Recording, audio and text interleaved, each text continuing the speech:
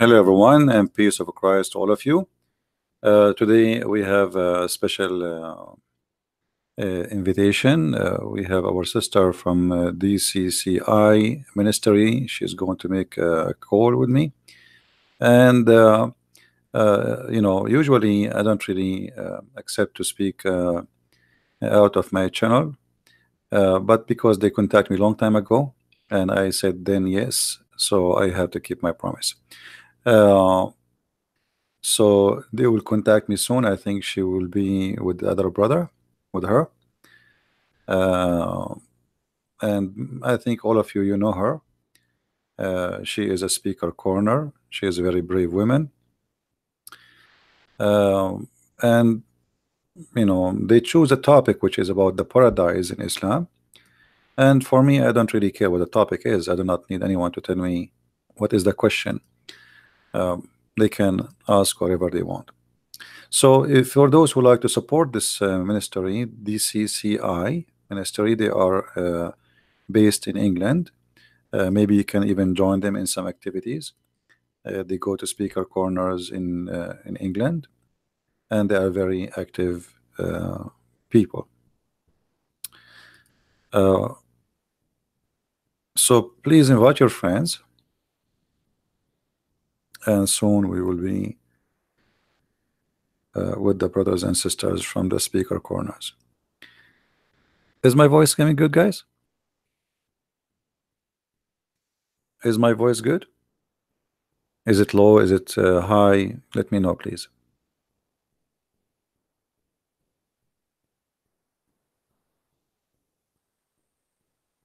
Yeah, always support the good ones. You do not need invitation, right?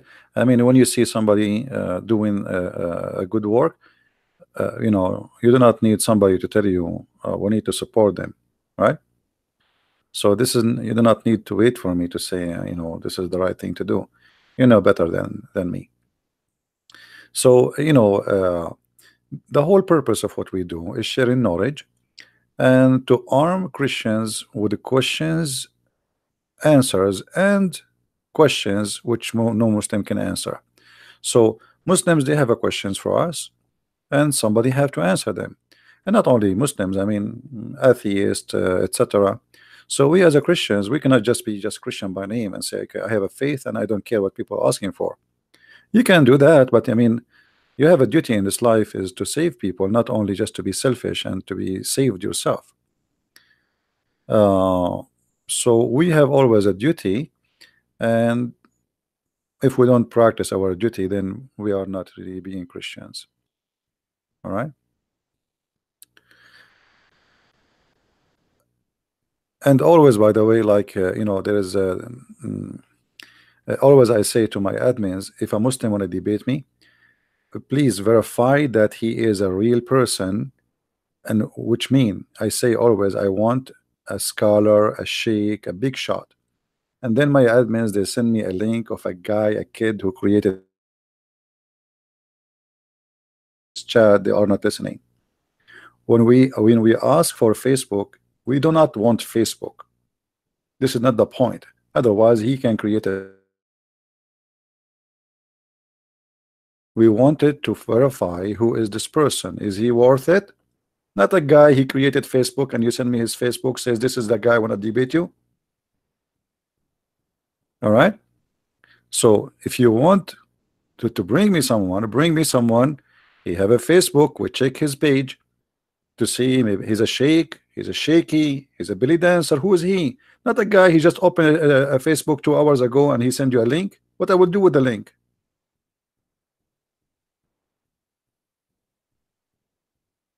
My voice is cutting out. Okay, let me switch my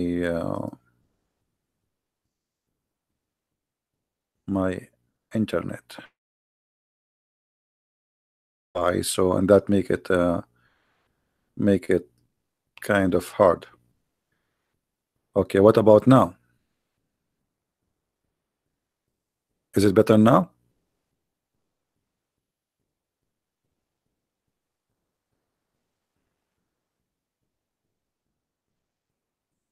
Okay. Well, I hope it's going to be good now. Let's see here.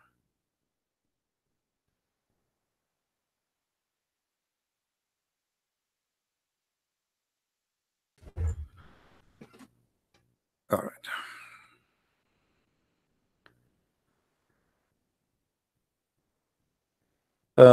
And Muslims, they when they defend Islam, they have the right to defend Islam, no problem.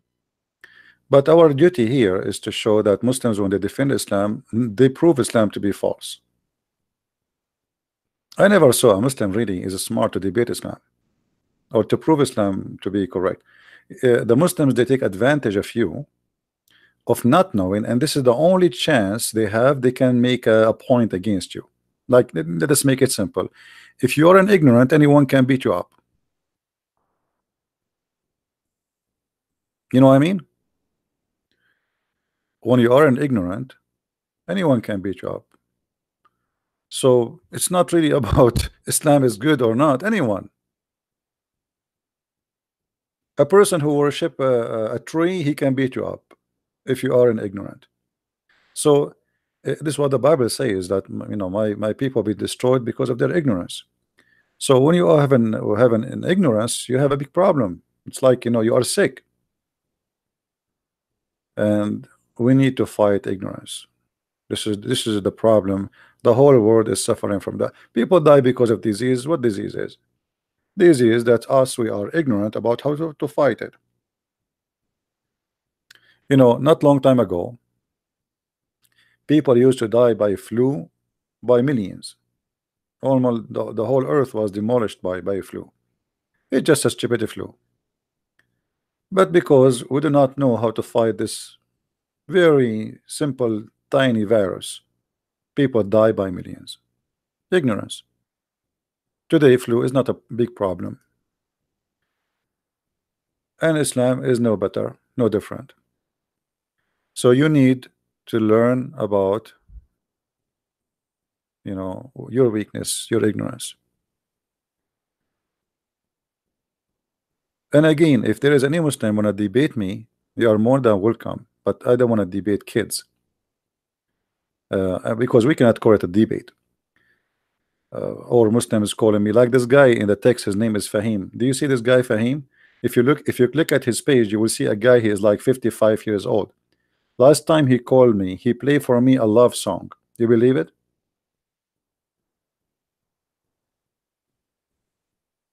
I mean, if you click at this guy image, he is maybe 55, 60 years old, and he called me, he played for me love songs.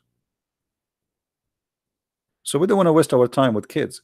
So when we say a Muslim want to debate me, give us your Facebook to verify, not that you have a Facebook, as some of our my admins, they think like I'm asking for a Facebook. I'm not asking for a Facebook. Facebook is just a way to see who is he, not a guy who made a Facebook 2 hours ago and you sent him to me.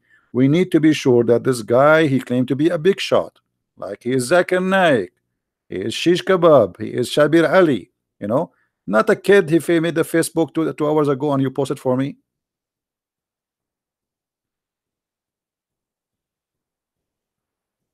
So we don't want to waste our time with those idiots.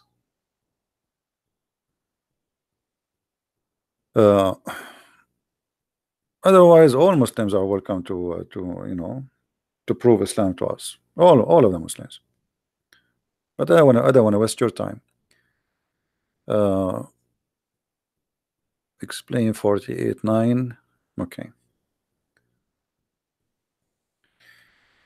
There's nothing out of the topic, but because today we are a guest, I don't control the topic. I don't know what they will talk about. We will see. Their title says paradise, so I don't know. We will see.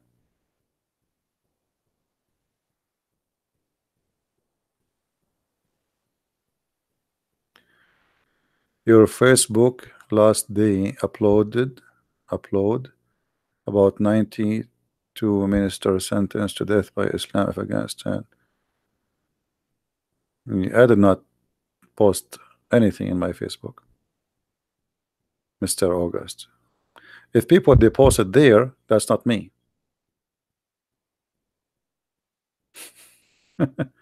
It's not me who posted. about Afghanistan. I never posted about Afghanistan. Yeah, the storm yesterday passed, and later I found out that this storm happened because Shaitan, he heard the prayer of Allah. If you remember, the Prophet Muhammad, peace upon him, he said when Shaitan he heard the prayer of the Muslims, uh, he fought, and looked like there was a lot of Muslims yesterday were praying very hard, and Shaitan was farting left and right and right. So I was like, I wasn't sure really why the wind is so strong, and the wind like smells something fishy about it, and it sounds like a thunder, to be honest with you, but it turned to be not a thunder, to be the fart of Shaitan. And here we go, the hadith in front of you. And for sure, the Prophet, he never lie. The Prophet, he never lie. Yeah, proven to be true, by the way. It's true story.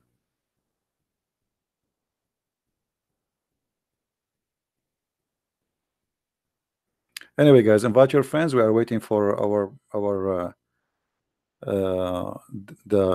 the team from the speaker corner to call me, and we will go from there. And don't invite me to speak on your channel, please, because as I said, I don't like interview style, and I told them already, don't interview me, don't ask me questions about myself. I am no one. Did you watch the movie? It's called My Name Is Nobody.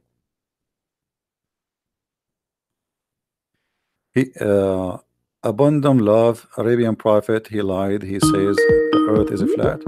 Me said I said that. Hello?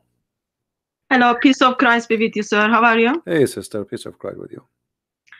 So you are on our live stream. All right. I'm just going to ask a very practical question. Are you okay to be recorded in this live stream? Oh, for sure. Okay, because we do have lots of issues with YouTube. People who comes our live stream complains about their privacy. So therefore, I am asking you if you are okay to be recorded. Well, why somebody want to come and live stream, but he don't want anyone to hear him? I mean, I know. No, they want to be heard, but in somehow towards end, soon after our video finishes, YouTube sends a message to say you recorded the people who didn't want to be recorded. Yeah, so all right. No, therefore, I am you asking can record you. me 24 hours, 7 days a week, no problem. How are you, sir? I'm fine. Don't call me sir. Why you call me sir? I don't know you that much. Yeah, this is the first time actually. This is the first time we talk. You text me before, but we never talked before. I mean, yes. Yeah. I don't know your favorite color. Do you have favorite color? I like the color which Prophet Muhammad he like only. Green.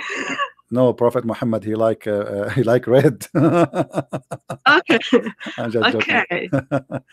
I am disappointed to hear that you are taking Muhammad as an example. No, I'm not taking him as an example. I'm just joking. I know. All right. So I'm just trying to share you on my live stream. So. All right. Christian friends. So plan is for tonight is overall just talk about Islamic paradise and what Islamic paradise offers to Muslim men. Are you okay with the topic? Sure, anything. You do not need to tell me what the topic. Just ask me the question. What do you want? You are not as kind as me. Yeah, anything you want. Just ask me whatever you want, and I will be happy to answer. Okay, so I read your books. I think it was last year on sex and Allah. Mm-hmm. I must say it was sadly very funny, but it was sad because life of Islam looks very funny, yet it is sad. Yeah. So why did you write those two books? Well, people needed, I always do what people ask me for. So I noticed that people, they are asking for some reference in their hand, and this is a book specified, like the specialty about it. It's about sexuality in Islam. So anyone wanna do research, even if you want to do academic search, he will find a great reference about this topic in such two books. So now So you do not need what to I have go done was, through like tons of books to find some restaurant, like some reference. So you know, I made them easy, and I did not put everything there. I put what is enough to prove a point. so I've done something very practical. I am not Arabic speaker. I am from Turkey, All right, and I went to mosque and I took your book with me. I think it was volume 1, all right. and I wanted imam from the mosque to just tell me what was happening in one of the hadith. Mm-hmm. It is the hadith when wife is beaten, her skin is greener than her dress, and Muhammad says you need to sorry for the language, Taste. I will say it. Don't say it. Taste her. Yeah. You have to taste his juice. Yeah. Yeah, so I took that to mosque, Hmm. and imam told me actually that's not in hadith. Really? And then I was asking, are you sure? And then he said, no, it's not in hadith. I found the Arabic version hadith and I took the physical copy to imam, and he started telling me actually that is wrong translation. Okay. What is the correct translation? So correct translation was actually supposed to be if just a marriage, not the zawaj. Word is zawaj. What's the word? So he told me there are two words in Arabic. One of them is nikah, other one is zawaj. Mm-hmm. And he told me the word which is in that hadith is zawaj. What is the word he says it is zawaj? What is the word he's saying? Marriage. It needs to be marriage. So he's just simply saying, go and marry with this guy to go back to your first husband. Well, we can go right now and we can read the hadith. Let us go there. And I will use the Muslim translation. Yeah. So they will not say, you know, he is using his own translation, right? I mean, there's no excuse after that. This is the hadith I'm going to share. I can send you the link actually in Skype. I don't know if you can open it there. Let me share it with you. Okay, I'm not very good with technology, so you need No to problem. be. I will Like, read it. I will read be it. kind to me. Yeah, it's okay. Don't worry. It says here, Rifa divorced his wife, whereupon Abu Abdurrahman, etc., married her. So there's a guy, he divorced a woman. His name is Rifa. The other guy, his name Abu Abdurrahman, he married her. One day, this woman, she came to her to Aisha, as she complained that her husband did beat her until he made her skin greener than her clothes.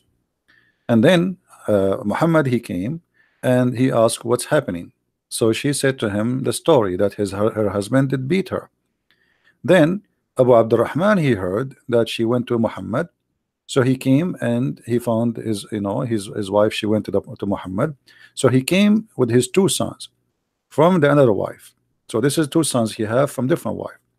And then she said, which means the wife, by Allah, I have done nothing wrong to him, but he is impotent and he is useless as this to me. Holding her fabric, which means this guy, he cannot have sex. Holding, showing the fring of her garment.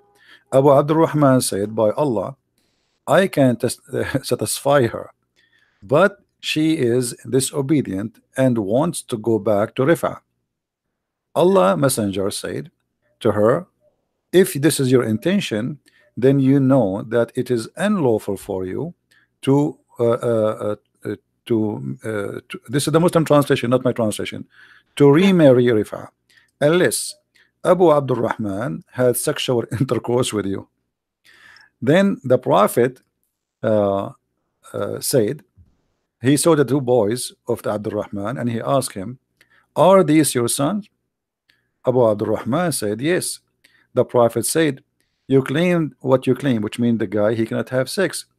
But Allah, by Allah, those boys resemble him as they resemble the crow. So this is one of the hadith about the story. Yeah. So what Imam told me was, where it says Abdul Rahman has had sexual intercourse with you, that means actually when he marries No, with you. actually in Arabic it does not say I know. sexual intercourse. In Arabic it says until he tastes her juice. Here we Yeah. go. It says So حتى يذوق عسيلتك. And anyone who speak Arabic, you can see in my screen here. So we are not lying. That's what it says. It did not even mention the word intercourse. It says until you taste, he tastes your juice. Now we can go right now to the Arabic dictionary, Arabic English dictionary, and we see what the word asila. yeah, so that's what I did. I went to I took the picture of Arabic dictionary and then I showed it to Imam. But Imam was like still shouting and screaming at me. I think he thought that was like speaker's corner. He was shouting and screaming at me to tell me why I am making Muhammad look bad. Yeah, this is the only way to run away from the. Yeah, here we go. I put it in the screen. And then the ones who can see my screen, I just search for the word asila. This is Islamic website, not my website. This is the word asila, and it says asila mean orgasm. As simple as that. So the Prophet says he did not say until you have intercourse. He said until he tests your orgasm. Okay, that was polite way to put it together. Anyway, so if anyone hasn't read the books, guys, read the books, memorize them, take them to mosque, challenge the imams, challenge the Muslims. It's very funny because some of the things they never read it, and when they read it in somehow it just makes them. Did you see what is written in the cover? Sex and Allah. Yeah, in the cover, and the verse in the cover. Oh yeah, that's the 5566. Yeah. Restrain whom. Yeah. Do you want me to read it? My English is very bad. I mean, this is alone is a disaster. What kind of a religion?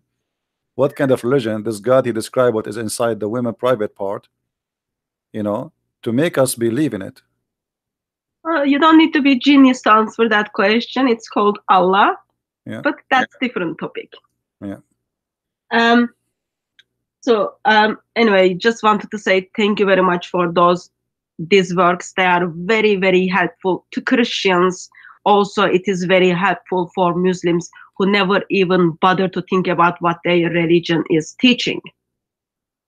But as I've been harassing you for a long time now, I want you to kind of just tell us a little bit about what does Islamic paradise is offering to Muslim men when it comes to men or when it comes to boys. You see, first of all, if we ask ourselves what is the word paradise is coming from in Islam? I mean, the God of Islam, obviously he is not God, because he mixed between what is heaven and what is a garden. As an example, if we go to the Quran and try to find the God of Islam is speaking about heaven, suddenly we will find that Allah, he speak about the Garden of Eden. Garden of Eden.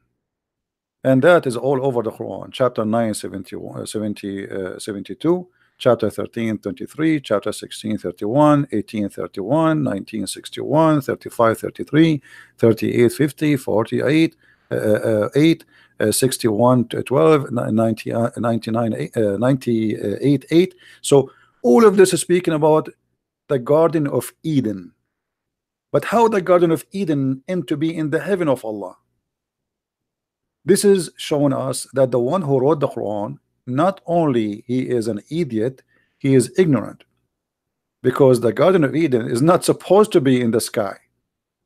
But in Islam, suddenly the Garden of Eden is jumping to be in the sky.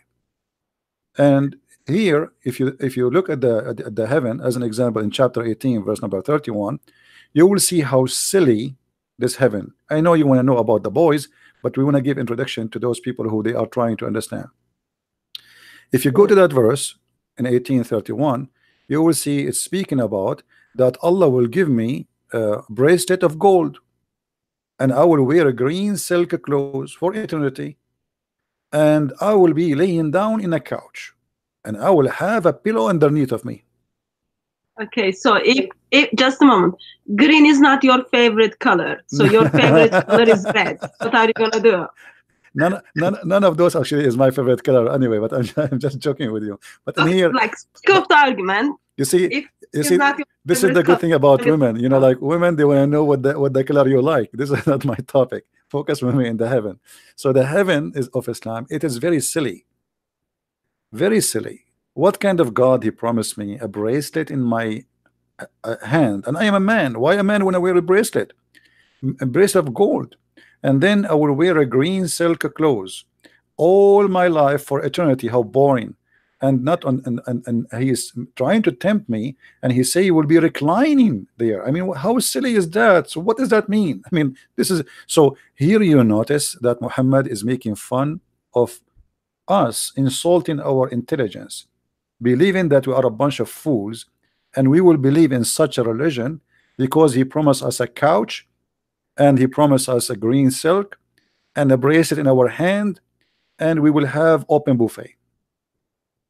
Now, if you go to the boys in the heaven, or let us say what Muslims they call them ghulman.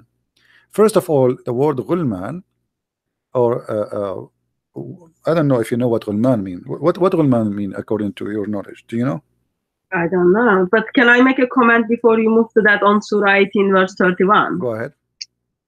So my understanding was, of course I'm not expert, my understanding was Islamic paradise is where men are gonna meet with all their desires. Yes. Okay. And I haven't met that many men, but I come across only few men who would be happy with green. So if their desire is not green, do you think they have right to ask Allah if they can change the color? No, that's it. You know, your heaven is fixed. This is what is the heaven. The food you eat, the clothes you wear, it's not up to you. That's it. Even in the heaven of Allah, there's only one kind of meat, which is bird meat. You know, that's it. There's no fish. There's no shrimp. There's no beef. That's it. There's only bird meat. That's it. So I have to be like kind of different type of vegan in heaven, in Islamic paradise. Everything is fixed. Everything is already prefixed. Your clothes, your dress, your etc. And the color is not, you know. And the funny that Muhammad, he says whatever they wish, but yet he is telling us exactly what we will wear. You know, what is the wish in the story? When you say to somebody whatever you wish, it's mean whatever you wish. So why you say to him you will wear a green silk? What if I don't want like a green? A green, you will be like in a surgery room, a bunch of surgeons in the hospital, you know, working in your body. Everybody is wearing green, you know. What about silk? Because there are people who are allergic to silk. Actually, he did not say the word silk. You see the translation in there. It says silk, but the fact it is silk, but it's not really silk as just silk. It is it's like Gucci. You know, the word in Arabic there is istabraqa. Istabraqa, which is a fabric made in Iran, and this fabric, you know, it's very famous. Let us see here. It's very famous. Let us show you on the screen. I need to make a comment on it. All right. So the it's a fabric. It's like now you say Gucci, you know. So in the time of Muhammad, if you go to chapter 55, verse number 54, it says that Allah will provide them with couches lined with silk brocade, and this is the same kind of clothes they will wear. So this is a Gucci at the time of Muhammad. Like there was a very famous name of a fabric made in Persia. Muhammad promising his followers, you will get that, which like saying today, you will get Gucci. So obviously this is proving to us that Muhammad is a false prophet again, because imagine God, he promised me Gucci. This is literally, imagine I say to you in a book now, I am a prophet, and my God will give you Gucci. He named it as Gucci. He did not just say, he did not say silk. He said istabraqa. Istabraq is a Gucci at that time as a brand of a fabric made in Iran. Okay. So what does it say to you about Sunni Muslims? Because Iran is a country where Shia Muslims based. Yeah, no, but So, this has nothing to do with Shia and Sunni. I know, but now Shias took over. So if Muhammad is pointing them, remember Muhammad is like knows everything, is very good guy, is pointing people to Iran. Maybe there is something we can No, think. I believe Muhammad, who worked in trade when he was working for his wife, he knew about this fabric, which is very expensive, and only rich people they can wear it. So Muhammad, he promised his followers that they will wear, they will in the heaven, Allah promised them Gucci. So it's not about the Persian as much, it's about promising them the most or the best he have in his time. People heard about it. I know, I was trying to make a joke, but Yeah. that didn't go well. Yeah, it's okay. Anyway, Don't worry. so okay, sorry, I had to stop you there. You were gonna go through the boys. All right. I'm asking this because so I have brothers, lots of Christian brothers, and they are asked a lot to convert to Islam. I'm just like trying to find good reasons why a Christian man should not convert to Islam, because it is attractive to have 72 virgins and you can do whatever you want to do, but there are also some negative side of being man in paradise. Therefore, that's why I'm asking this question to you. You know, first of all, if somebody want to convert to a religion because of sex, I mean, go and convert to Las Vegas, and go and convert to go to San Francisco. No, Las Vegas is expensive though. I checked the tickets like a couple of months back. No, the Islam is expensive too. You will spend your life bending upside down, and you wake up early in the morning and you bend down, and then you have to do Hajj, and you might die there. People step on you. 5,000 people last time they were killed. You get diseases, you get all kind of viruses. People kissing the black stone, licking the black stone, all the bacteria and the virus in the world, they come with it. And then you drink the water of Zamzam, which is full of arsenic, which is poisoned, and then you go back home and you will go bingo, you are dead if you survive the Hajj. Now, on the top of that, you spend a lot of money to make Allah happy. It's not for free. Allah will not pay for your ticket. So you have to fly all the way to the Kaaba, even if you are an Indian guy who cannot even pay for your child support. You know, a person who is in India, his income for the whole year is not even $1,000. He have to save at least $7,000 to $8,000 to go and do Hajj. And then in Hajj, either he die, or he will be robbed, or he will get viruses, or people they walk in the top of him, especially when they go around the house of the shaitan. And by the way, shaitan he moved to Australia. He's not there no more. So what the point of this? You know, it's not for free. It's just a false promise and a stupid promise. Otherwise, anyone can make a promise. I can make a promise now. If you believe in me, I will give you heaven. What do you like? Shrimp? Full of shrimp. You know, I will give a promise to everyone fit with his what he like. You know, I can make a better deal than Muhammad deal. People like sex, okay, a lot of sex, as much as you wish. What do you like? Like art? I will give you better than Muhammad deal, because Muhammad he forbid art, forbid drawing. In the heaven of Allah, I will give you unlimited paint supply to paint for the rest of your life. So if about promises, if I am a fool and anyone he make a promise for me, I will believe it. That's mean he is a fool, and the fool, nobody can stop him from converting to foolishness.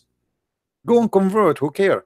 But the question is, if Allah is a true God, why he need to promise me such a silly, stupid promise? Because this is silly and this is stupid, and this is not even a human. We are not a bunch of animals. We are just made. We are made to be sex toys. Same time, what is the point of having sex? Like Muhammad, he speak about 70 years orgasm. So what the difference between 70 years orgasm or 7 minutes? Why it have to be 70 years? What about to make it 700 years? Maybe it's better 700 years. So obviously the promise is foolish, and only foolish can believe in such a promise. And if somebody want to be foolish, go and believe in whatever foolishness you want. So 1.84 billion Muslims are willing to make a bargain, getting all those 72 virgins, all those like sex, all those kind of things, versus in somehow they don't want to make a bargain on the good things you are offering them. Well, trust That's me, a lot the about one mind of Islam. sister, the 1.4 billion Muslims, none of them believe in Islam. If they do, they will do jihad, and this is why they are not doing jihad. Because simply, if they believe in Islam, because the one who do jihad, he will get better versions and he will get higher rank. So obviously, none of them believing in this garbage, and none of them want to get the ranks which is higher, because is the heaven of Allah is 100 floor, and every floor have different rank and different reward. So when you go in the heaven of Allah, if you are a person who did jihad and die for the sake of Allah, Allah will give you a lot better women. But if you are a person who just a Muslim, the lowest heaven, the lowest reward for a Muslim in heaven is 300 boys and 72. This is the lowest.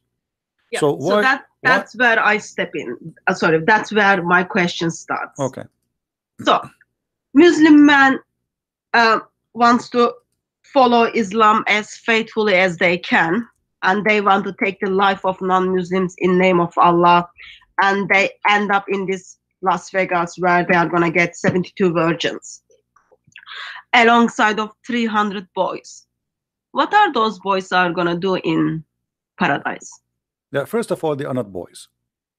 So what are those 300 things? The word ghulman is coming from the word ghulma. Ghulma is somebody, I don't know what the equal word in English. Let me see in the translation. Hold on.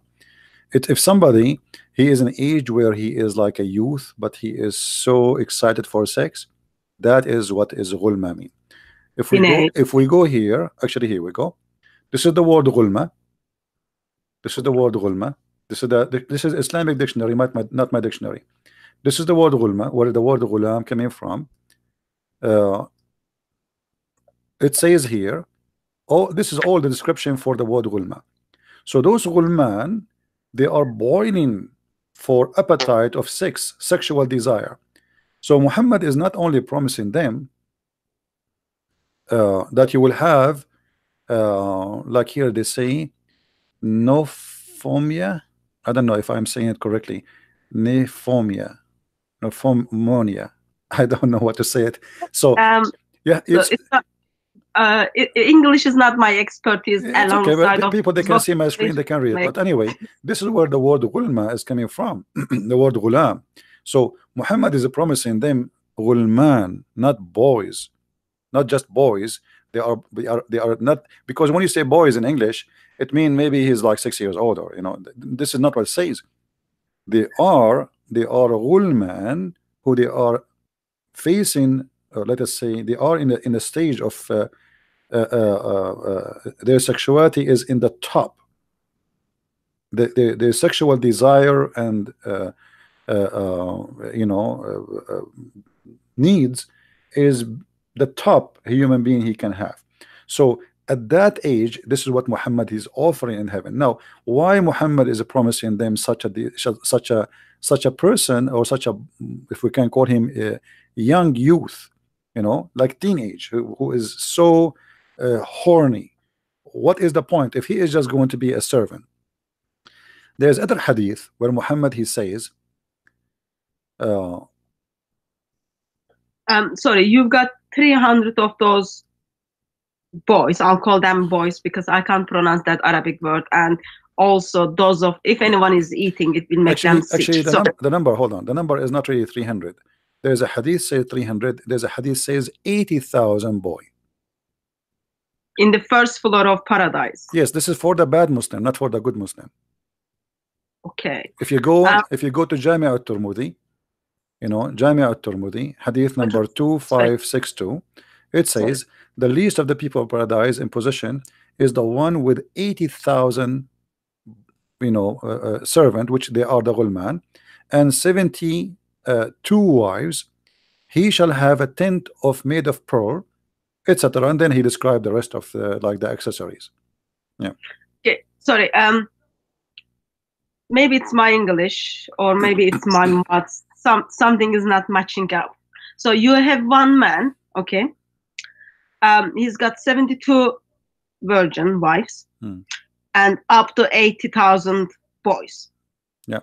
Yeah. And so he's gonna have sex with them, with 72 people each day. Okay. So one day is 24 hours divided 72. Not very good number. And of course, between the times, I don't know, probably like there needs to be rest, there needs to be food being eaten, plus you've got those boys who are in their top level of their sexual desire. Is it my maths is not matching here, or there is like something else going? No, here actually there's a lot of like stupid promises Muhammad he made, because remember we just mentioned that Muhammad he promised the Muslim he would have an orgasm of 70 years. So that's me. What the benefit of having those 72 if your orgasm will be 70 years? That's mean in order to I mean if the orgasm is the short time compared to the sex time. So let us say if the orgasm is 1% of the sexual relation time, so that means the sexual relation time is going to be what, 500 years. So by the time you finish with the first one is going to be maybe 500 years or 570 years, and then you start with the second one. So in order to finish the 72, maybe it's going to take him maybe 35,000 years. So you know what I mean? Because the number hospital, is there a hospital in Islamic paradise? Because I am assuming man will need hospital or woman will need hospital. So 70 years orgasm. This is just the orgasm. The orgasm is a short period compared to the sexual period. So if Muhammad is saying it is 70 years, then we have to think about, so how long the sex will be? Well, it's going to be 2 minutes? No way. It's going to be 5 minutes? No way. It would be funny if sex is 5 minutes and the orgasm is 70 years. So if the orgasm is 70 years, the whole process is how long? You know what I mean? Anyway, it like as a Christian woman, it makes me feel sick. But I don't know how does it make feel Muslim woman, because there was I spoke to a Muslim woman once. She was okay with it. You know what the Muslim will say to you? I mean, he is that's it. This is his religion. This is his stupid cult. He will change it. He cannot. So he will say it's good. I mean, I'm happy with it. But the fact, I'm sure many of them they have a lot of questions in their head. I mean, what's wrong with this God? What you know? Why sex occupies so much of the head of Allah? He cannot make us happy in different way.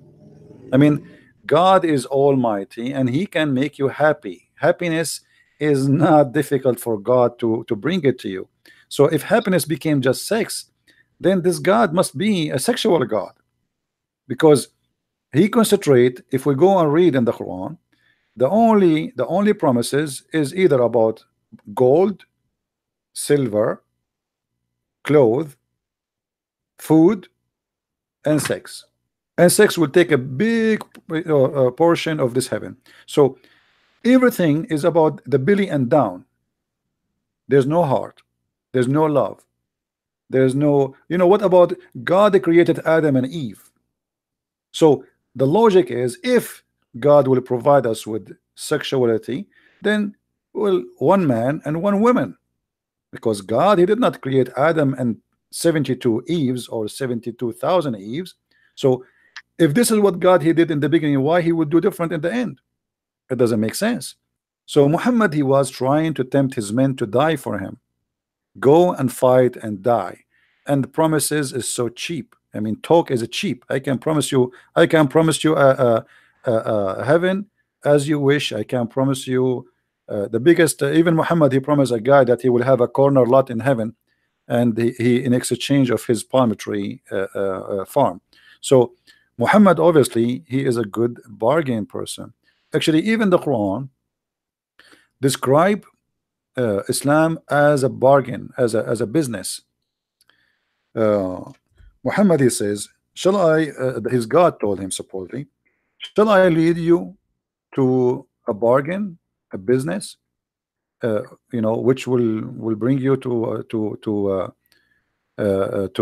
Allah, and get a great reward? It's a bargain, you know.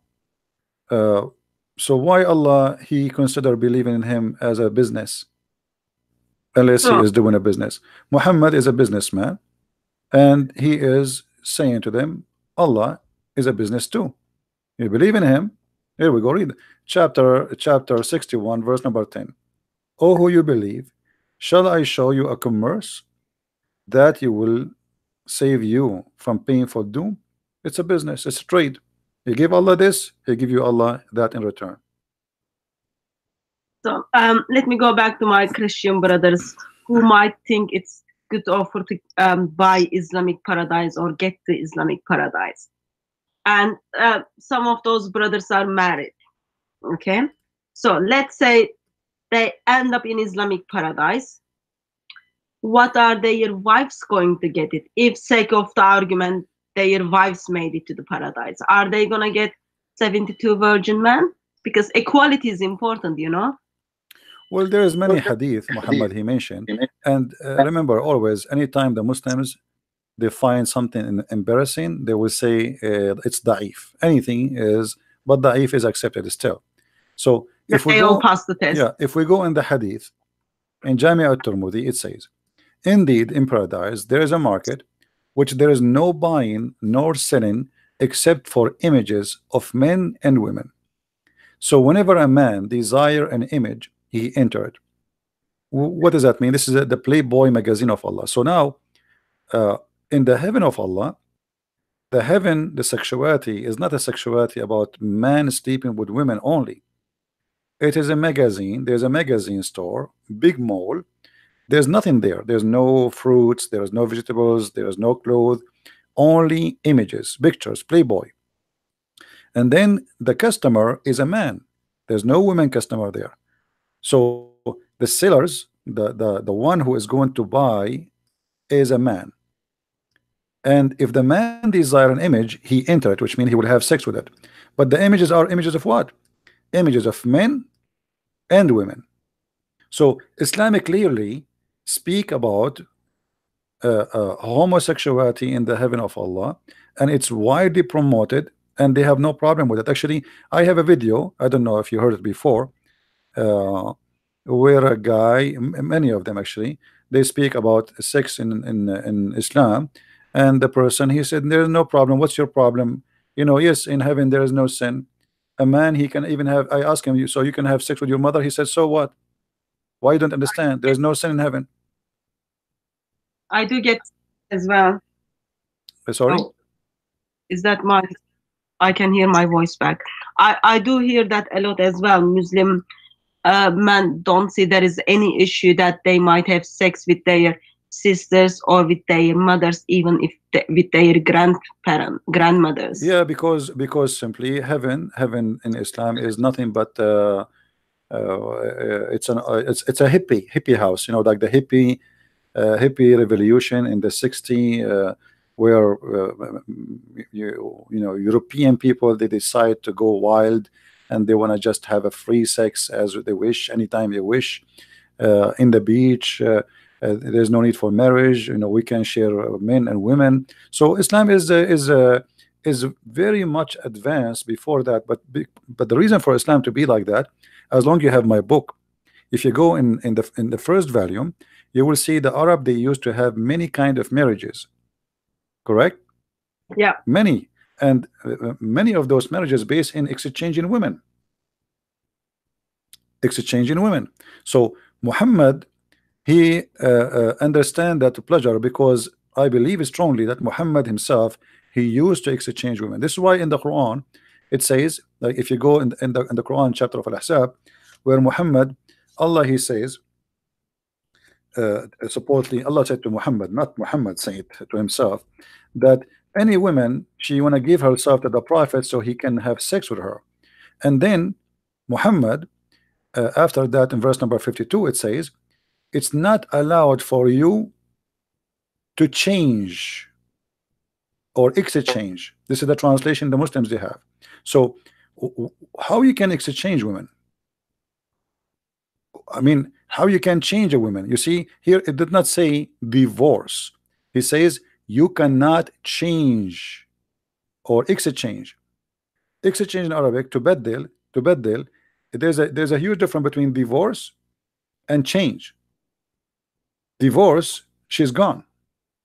You know? I'm not that much surprised on that, because isn't it the same God who tells when husband doesn't need his wife anymore, you can marry him? So in the mind of Allah, human beings are an object which you just buy it from the shop and you can turn it and give it back. Yeah, but here the idea is why the Quran is saying to Muhammad you cannot change or exchange. But here, like this is Yusuf Ali, I will read it for the Muslims, and I'm not using my translation. It is not lawful for thee uh, between two brackets to marry more women after this, nor to change them for other wives. How you can do change other way? You see, it's not allowed for you to marry more women, nor to change them for other wives. What was happening here, obviously, that Muhammad at that time and the Muslims, they are practicing a change in wives, and changing wives is not a divorce. Changing wives is you take my wife, I take yours for a period of time, and this is what the Arab used to do before that. So Muhammad, obviously, he still enjoy changing wives, the same as the Arab used to do so. This is why when a Bedouin man, he came to Muhammad and he said to him, give me al-Humayra, you know, the Aisha, they call him the blondie. So Muhammad, he said, but she is the mother of the believers. Muhammad, he did not take his sword to fight him, and I am the prophet, I will kill you. No, he was, it's okay. And then Aisha, she said to him, who is this guy who can say such a thing to you? Muhammad, he said, he is a fool we have to obey, which means if he insists to take you, he will, and I will give you to him. So so sexuality in Islam is beyond just it's not just like you know, heaven and even in earth. I mean, is earth is different from heaven in Islam? All of it is about sex. Let me ask you a question. I'm guessing you've been Christian long enough.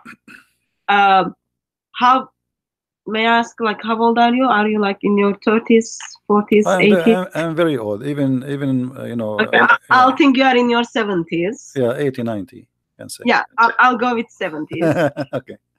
For last 70 years, Right. how does it make you feel as you read these verses as man, and hearing Allah does give you right to exchange your wife with someone else's wife? Well, first of all, here you see always the story have two sides. There's the guy who will take the wife, and there's the guy who will lose the wife. So Muhammad always the one who will take the wife.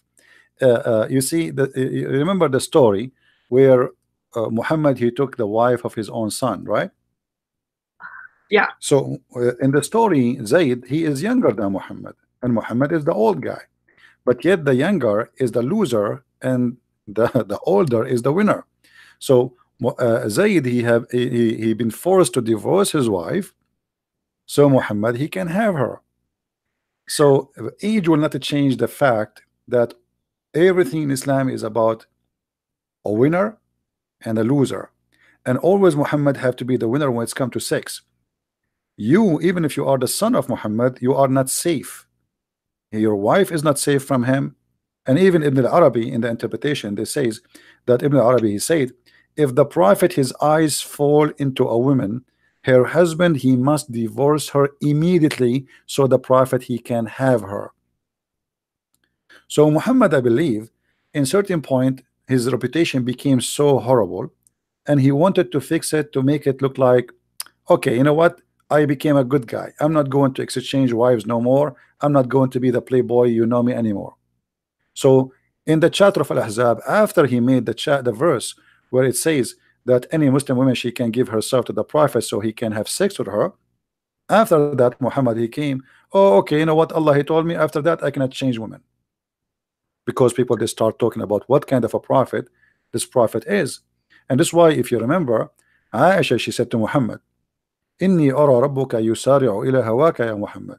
I see that your God, he rush into your desire, Muhammad, sexual desire. Now, why Aisha, she said that? She is the wife of the Prophet. She is not a stranger. But if Aisha, she is not stupid. She is observing, and she learned that her husband is a sexual predator, and he will use God as a puppet for his sexual desire. So women, they start offering themselves to the Prophet to sleep with him. And Aisha, she said, I felt jealous of the women who offered themselves to Allah Messenger, and said, then when Allah the Exalted, the Glorious, revealed this, you may differ between any of them as you wish, and take to yourself any you wish, and if you desire any of you have set aside, no sin chargeable for you. So Aisha here, she noticed, oh, not only he made verses that a woman, she can give herself, but now Muhammad, he make other verses saying that if a woman, she don't look good for Muhammad, he don't like to sleep with her, Allah gave him, or he make a verse obviously saying, oh, the one I don't like, I can't say, oh, stay aside, the one I like will come to the bedroom. So Aisha, she said, it seemed to me that your Lord hastened to satisfy your desire. So in simpler way, it makes you feel double sick. In simple way, it make me feel that you know, Satan is exist. You know, because this is what Satan do. You know, I will not make the Satan make me sick, because I know he is what he is, but this is a proof that Satan is there. Because you see, a person who claimed to be a prophet of God, and then he tried to take advantage of his followers, specifically women. Obviously, he is a cult leader. All cult leaders in the world, they share one thing: they are sexual predators. They are going after their followers. So you believe in me, I'm going to sleep with you if you believe in me. And this is exactly what Muhammad did. If Muhammad was a good person, and he is a prophet of God, and the Muslim, they say he is the most decent, good man, then why he needed, he have already 13 wives, so why he needed verses saying any woman, she can give herself to the Prophet? Why? He is short of women, he is short of sex, he cannot find a wife. He have 13 already, and he have many sex slaves, you know, and even his wives, they get him busted having sex with Mary the Copt in their bed. So why he needed all those women? Okay, so Muhammad had lots of wives, he had sex slaves, but still he need extra people to meet up with his sexual desire, and he's offering that sexual desire for his followers when they get to paradise. Go back to those boys in paradise. I'm really curious about what are those boys are gonna do in paradise. Well, the Muslims, they say that those boys are going just to serve us. But what are gonna serve with their like all high, I don't know what is the term for that, high level of their ready to have sex desire. I don't know what is the term for that. Let us analyze what the Muslim, they will say to us first. The Muslim, they will say no, they will not have sex with them. They will just serve you. Okay. Now, there's a video on YouTube published by the Dean Show, and the guy who speak there, his name is Dr. Dermelli. I forgot his first name. People, they can search for it. It's called The Description of Paradise, and he says in the heaven, if you wish something, is going to be in front of you right away, which means not the servant will bring it to you. Like if you see a bird in the sky, you say Subhanallah, and the bird will be cooked in a dish in front of you. When you finish eat, there's no dirt, it's gone. So why do you need servants then? This is the question then. So why we need, what servant will do? And imagine, not only that, in the heaven of Allah, your clothes will never go wrinkles, and you will never take a shower, and there's no dirt, and there's no dust, and there's no cleaning, and there's no sweat, and even there's no sperm in some stories they say. So what the servants are for, what they will do? This is the question the Muslims cannot answer. The Quran says that those servants, they will go around them serving them, and they have cup of wine, and then it says la yanzifun, and they will not bleed. Now the Muslim, they say the word bleeding there is about not about bleeding from like using blood, it's about getting drunk. But why the boys will get drunk? It is the masters who would drink, not the boys, you know. So in today's society, servants wouldn't sit down and then eat with their master. I am assuming in Islamic paradise where man doesn't need anything, like they don't even need servant, still they do get those boys. You see, if you watch this video, I encourage people to watch it so they can laugh. The guy, he said you will have 80,000 boys serving you. Now 80,000 boys To one man. and yeah, for one man only. And then this man, he, if he wish something is going to be in front of him before even he say. So what the boy would do, it is silly, it is stupid, and the Muslims, they try to get away with this promises.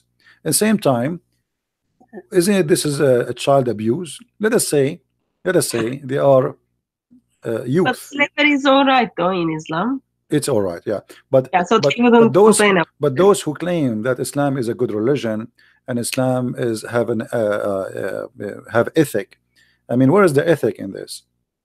Allah will enslave for eternity a bunch of youth, and their job is to serve me a cup of wine for eternity. If they will not have sex according to Muslims, let us say, I'm going to the Muslims claim, let us say they will not have sex with them, they will just serve us wine. So is it right to enslave 80,000 little youth just to serve me wine? 80,000, how many cup of wine I would drink a day? I mean, why 80,000? Sorry, my brain sometimes just most of times doesn't work. So you've got those 80,000 boys who are high in their sexual desire, okay, and all of their job is to just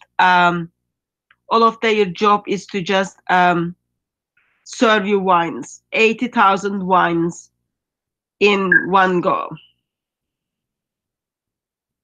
That's a lot of wine. That's a lot of kids, a lot of boys.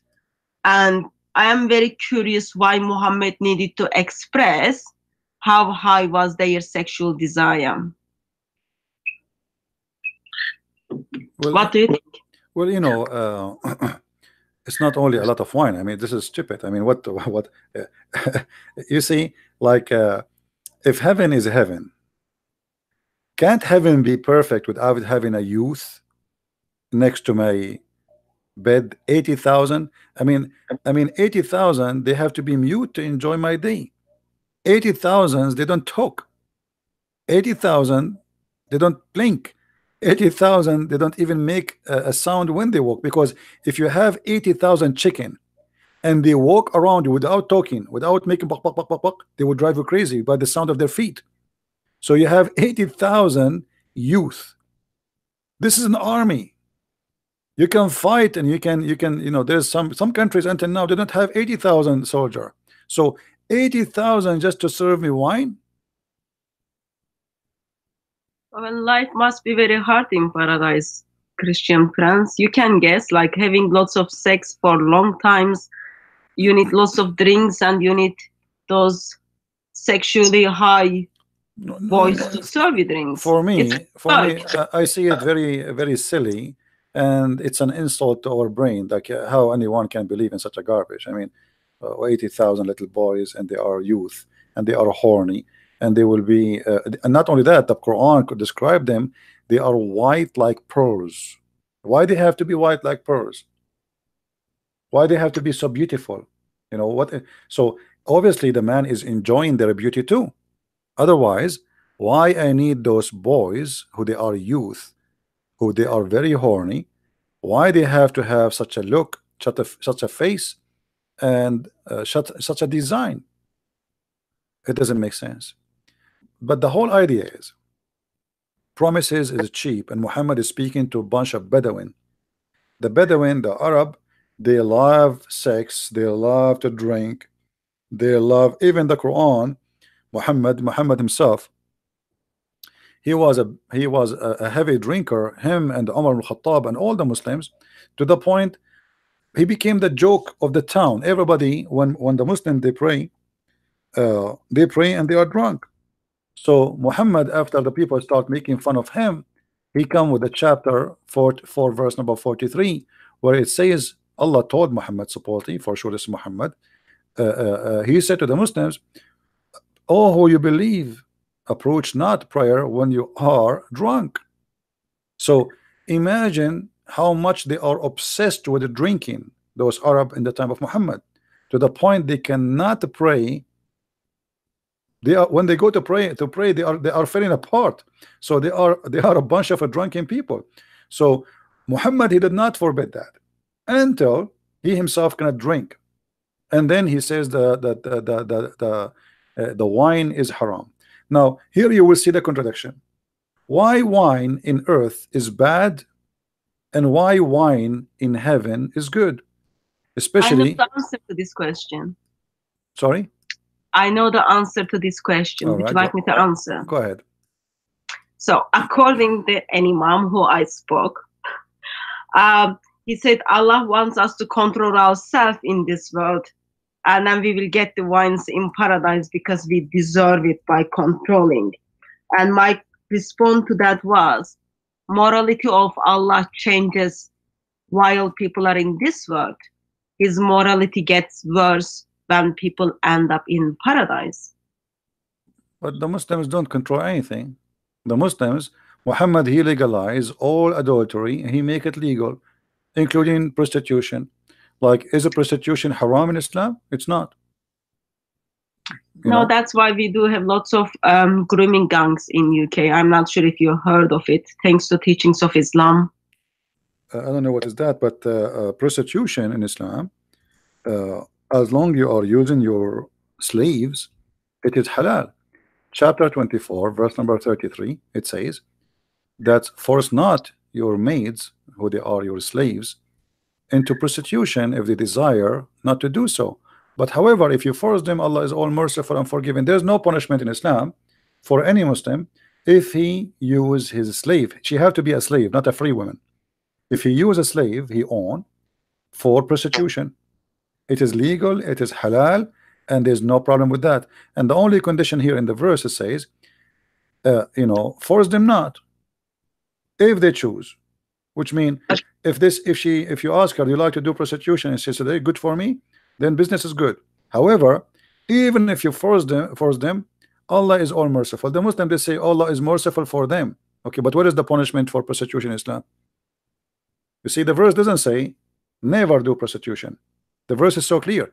It says force them not to do prostitution if they choose. If they choose not to do prostitution, and if you force them, Allah is all merciful. So where Muhammad he says prostitution is forbidden? Nowhere. The verse is so clear. So same time for the muta. You know the muta, right? Yeah. Let me just comment on that. Surah 24. So in England, it's been almost a decade now. Mainly Muslim, mainly followers of Islam, not Muslim, mainly people who follow the teachings of Islam and identify themselves as people who fast during the Ramadan, who goes to Friday prayers. They pick those young white British girls, mainly British, and then they use those girls, they sold those girls, and they make money from those girls. We call it, like, it's been all over the news, identified as grooming gangs. But how they get those girls? I don't understand. What they marry them? What they do? No, so they pick up those girls from the, like, after school, or those girls go to shop to buy the things, and then they start giving those girls gifts. From that, they are building relationships, they are grooming the girls. And then from that, the girls kind of start, oh yeah, he's my friend. And those people are pretty old when you compare with the age of those children. Youngest child was 9 years old, and then until it goes until 15. I did meet some of the girls who's been groomed, and the way they've been treated by Muslims. If one of the girls wanted to give up and didn't want to kind of be friend with these Muslim men, they were told they will family will hurt one of the girl. They nailed her tongue on the table if she goes back to if she leaves this gang. It's overall like very sad, ugly. But when we see those Surah 24 verse 33, it makes sense for us why Muslims are using those mainly white British girls to make money from them, because apparently Allah is all merciful and all forgiving. Allah doesn't have any problem. I don't want to blame a cult like Islam for what's happening here, because it's a cult and everything is halal. Especially it is not, you know, they cannot do that to Muslim girls. They are doing it only to non-Muslims. So we understand who they are. But I want to blame the society in England. I mean, where is the parents? Where is the family? Where is the mother? Where is the father? Where is the government? Where is the police? Obviously, there's something wrong there. So family is already broken. So, social services didn't do their job. Police didn't want to offend Muslim community. Okay, that's mean England is doomed. I mean, you see a guy is kidnapping a child, forcing her into sex business, and then you don't want to offend. What kind of a country? This country is gone. Country needs Jesus. The country is gone. This England is became a doomed country. So I don't blame a criminal for being a criminal. You know, crime can take place if there is no protection, especially for the young one. So don't blame the criminal only, blame those who allowed the crime to happen. And obviously there's somebody, the criminal here is not only those who commit the crime, is the government, is the parents, is the society who allow such a thing to happen. Yeah, like everyone has responsibility and everyone did their part is wrong, but still there is an ideology out there gives right to their followers to abuse, buy and sell people who do not share their ideology. That's very ugly and wrong. Yeah, we know that, but what I'm saying, I know what Islam is about, and I know Islam allowed to take advantage of those who they are not Muslims. But there is other kind of criminals who don't care about religion too, and they would do that. However, if you don't provide protection in any society, the weak ones always, they will be the victims. And obviously the society in England is suffering from a big problem, and the problem is very simple. There is no protection. So Muslims, they have their religion where it allowed in them, you cannot kill a Christian if he is protected, and because he's paying the jizya. But if he is not, you can steal his money. And the same for their women. So they are practicing Islam. Nothing strange here. I mean, if they take those girls and they do to them what they did, we know what Islam is about. But the question is, how will that happen? So I don't want to blame the Muslims only for what they do or those criminals. I want to blame the whole society. This is a stupid society, sadly. And when people lose their honor, there's nothing else to lose. When people give up on God, this is what happens. Well, not only they give up in God, obviously they give even up in normal things a human being he have. I mean, honor. I mean, if you don't have an honor for your children, and I mean, even cats, even chicken defend their babies. So what happened to those rich people? They are not even chicken no more. You know what I mean? Like So if you try to take a chicken, a little chick from her mother, and she is a chicken, she will attack you and she will die to defend her chick. So if a chicken defend her baby, what about those people? What's wrong with them? Obviously, this society have something wrong with it. You know, if I have a child or a daughter, and somebody want to do that to her, you know, I will go crazy. I'm not going to let anyone even get close to my daughter. Obviously, there is something wrong, you know. And always Satan, my dear sister, always Satan, he find his place when there's a place for him. If there's no place for him, he cannot get in. So this society welcoming Satan. Actually, England became the nest of Satan, because every terrorist in the world, he want to run away, he asked for asylum, England give him asylum.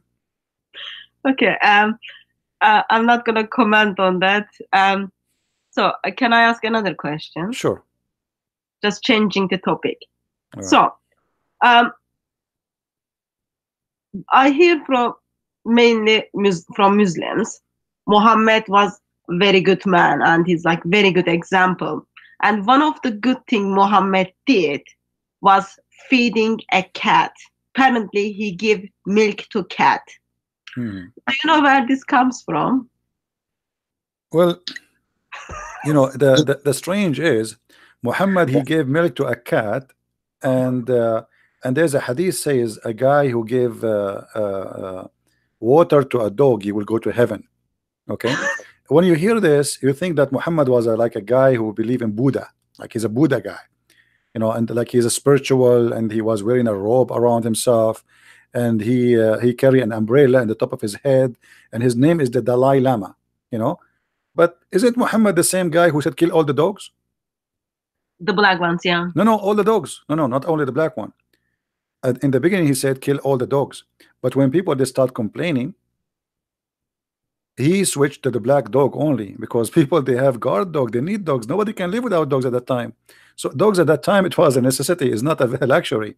So in the beginning, Muhammad, he ordered to kill all the dogs.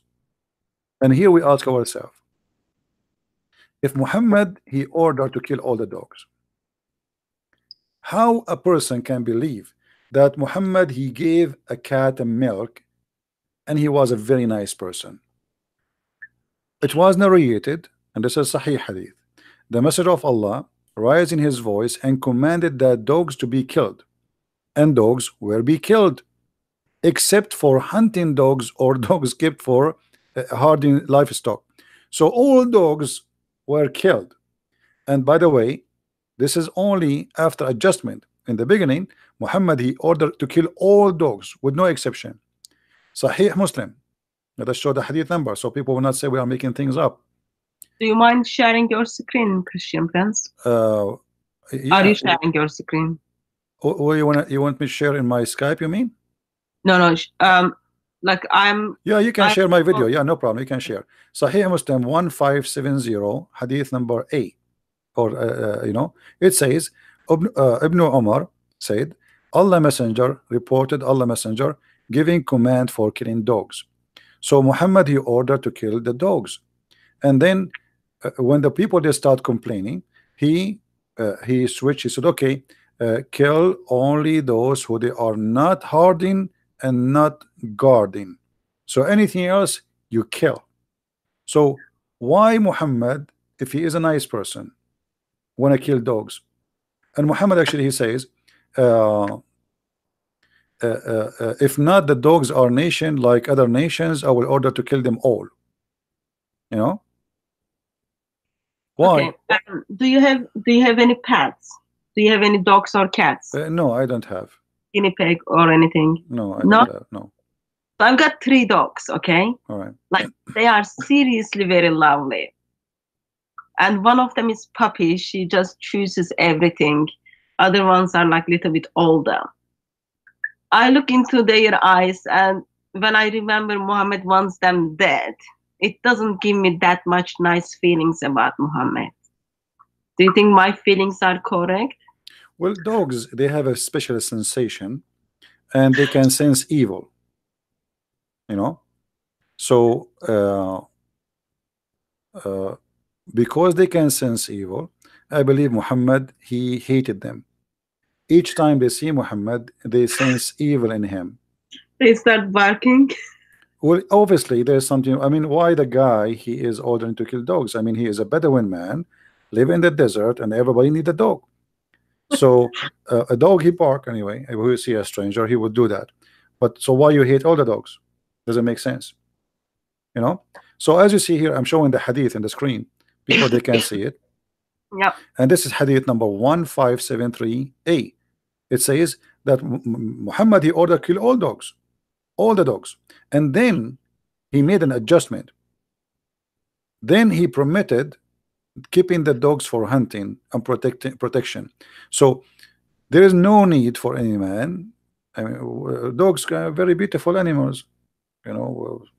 What if a dog, he is weak, he cannot protect you, but you like him to stay alive, and he is a cute, he's funny, the kids are playing with him. According to Muhammad, we kill him. That's just heartbreaking. I'm double heartbroken about and it. This kind of a person, obviously he have a mental illness, because I can be maybe a person, he have a phobia from dogs. Maybe one day when he was a kid, he was bitten by a dog, but that is not an excuse to kill all the dogs. That's stupid, actually. So dogs are very faithful. Dogs are very faithful, and they are always the best friend for a human being. I mean, if a guy, he lost in the middle of nowhere, which one you prefer, to have to be by yourself or to have a dog with you? For sure you will have a dog. So dogs never been a problem. Now, for sure there's some bad dogs, but there's bad human too. If a dog, he bite, there's a human they kill. Should we kill all human? You know what I mean? So why we need? And then you will see here the superstition of Muhammad. When Muhammad, he says that the black dog, and then he switched to the black dog, and he says you kill not only black dog, any pure black animal. You need to ask yourself, what is the phobia about the black color? Why? Sorry, CP, sorry. I was told that you are not showing your screen on your channel. Is that correct? No, now it's showing. Now it's showing. Okay, sorry. Yeah. So the Messenger of Allah said, if it were not that dogs were part of a nation among the nation, then I would order that all of them to be killed. Now here we need to ask ourselves, why Muhammad, he hated dogs so much, and then why he switched to say kill the dogs which is a pure black. They ask him, what is the distinguish between a yellow dog and white dog from a black dog? He said the black dog is the devil, is shaitan. So Muhammad, obviously, he believed that black color is the color of Satan. So you kill this is why in the Middle East, you will not see, if there's a black horse, he is totally black, they will kill him if he's totally black, because I've got 3 dogs and 2 of them are black. Sorry, you had what? I've got 3 dogs and 2 of them are black. Well, those are the enemy of Allah. Good. I believe my dogs are made for heaven, but anyway, not for paradise. Yeah, well, I don't think dogs deserve to go to the paradise of Allah anyway. I mean, it's not nice for them. But here you will notice that this person, he have a mental issue. I mean, a person who is little wise, he should understand that those are poor animals, and we should not kill a dog because he's black or just because he's a dog. That is not only any human unjust. This is an evil. It's stupid. It's stupid to believe that a black dog is Satan just because he's black. So how in the world Muslims, they can believe in a man like this to be a prophet who tell them about the right and wrong? Isn't it obvious that this is wrong? I would love to see what the animal lovers will say in 21st century. Well, But that's just a different you topic. see, a human being, he always was in love with dogs since the beginning of time. This is why dog is the best friend of a human or a man. So to come with such an argument that dogs are bad and dogs should be killed, it's exposing a kind of mental illness for this person.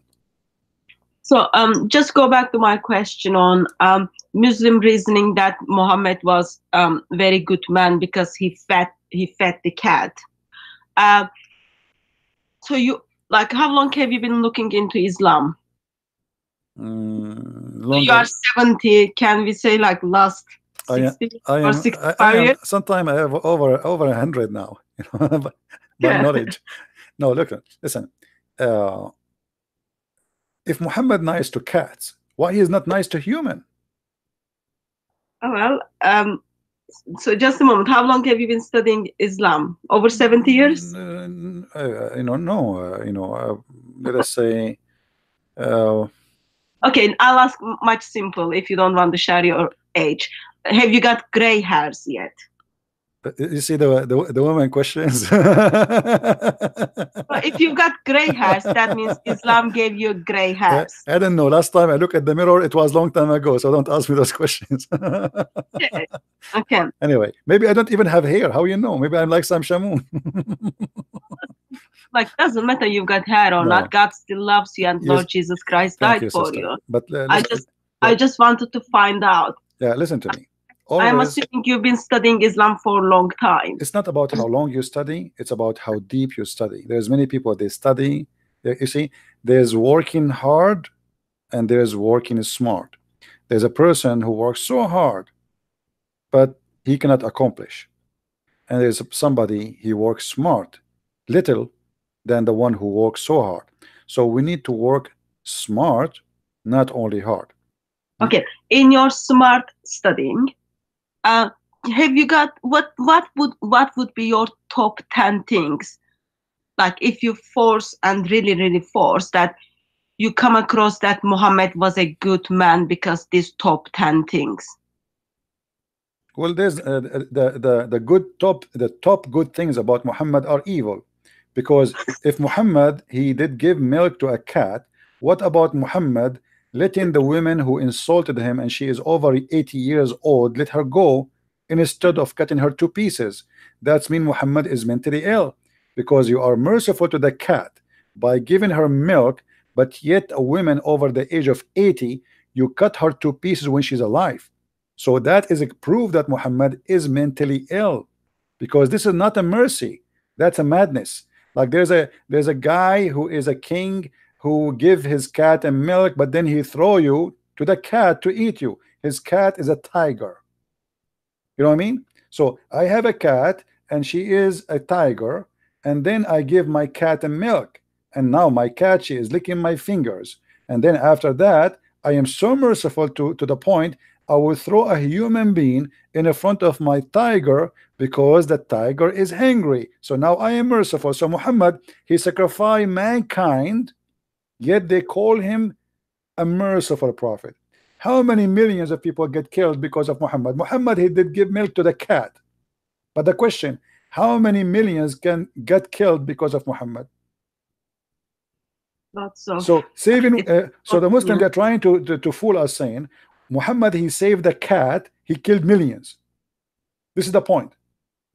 My prophet is so good, he gave milk to the cat, but he crucified people, and he put nails in their eyes, and he put them in the cross, and he cut their hands, and he cut their feet, and he put nails in their eyes, and he is merciful by giving milk to a cat. I am glad that there is something, since we are in the same page. I thought pretty hard, but I couldn't even find any nice thing about Muhammad. Well, not good at all. You see, Muslims, they can't. You see that when a person is desperate, he try to find something to make Muhammad look nice. So they start quoting stories which we find it actually hilarious. Like as an example, the Muslim, they say that there was a Jewish guy, he piss always and he throw garbage in the door of the Prophet. All right, this is a story we hear it always. There's a Jew guy, he always but where we can find this story? Who is the Muslim want to show me the story? There's no reference for the story. A Jew, he used to come to the Prophet and he pissed in the door of the Prophet and they throw garbage in the Prophet, and the Prophet one day his son blah blah blah. Okay, I want to see the story. So Muslims, they fabricate tons of stories about their Prophet, but all the reference saying that Muhammad obviously is an evil person. Imagine Muhammad, the one who did feed the cat, he gagged the eyes of a human being. He put nails in fire and he gagged their eyes. So how he is a merciful person, even if somebody want to be punished? Is that the story where Muhammad made people to drink camel urine? Is that story? Yes, this is the same story. Yeah, this is the same story. But what about, you know, putting nails in their eyes? I mean, okay, let us say somebody, he deserved to be punished. But what kind of punishment will reach out to the point I'm going to put nails, a piece of irons in the fire, and then I will push those iron when you are alive in your eyes? This is a horror movie. Imagine if we can record Muhammad doing that. Very peaceful man, very mercy to the world. So we will make a movie, and the movie showing in the beginning Muhammad giving milk to the cat, and there's a romantic music in the background.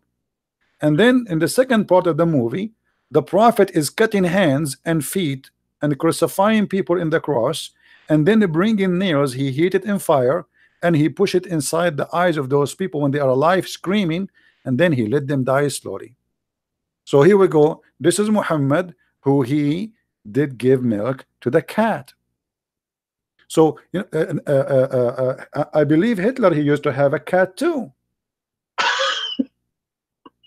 You know, and he burned 6 million Jews, but he have a cat.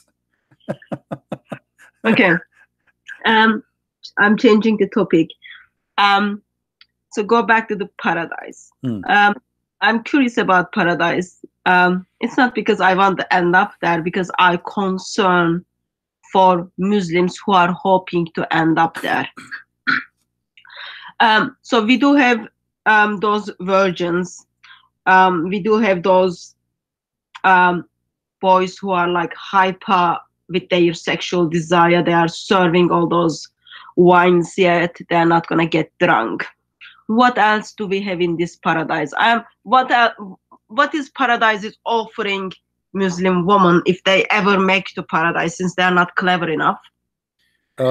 Muhammad, he promised that Muslim women, there will be 70 time more beauty. But I find that this is very stupid promise, and I will explain in the screen why this is very stupid for those who want to use their brain. Imagine, let me do this in the screen. We have a woman, her name is Fatima. I'm typing in Arabic. Fatima. And then another woman, her name is Khadija. And then another woman, her name is Aisha. All right. So 3 women, and the 3 of them, they are Muslims. The first one, her beauty is 1 compared to the one after it, which means the one after it is twice more pretty, and the one after it is three times more beauty from the first one. Okay. Now if we give a beauty to all of them 70 times, you will notice that nothing change, because Fatima, she will be 70 times more pretty,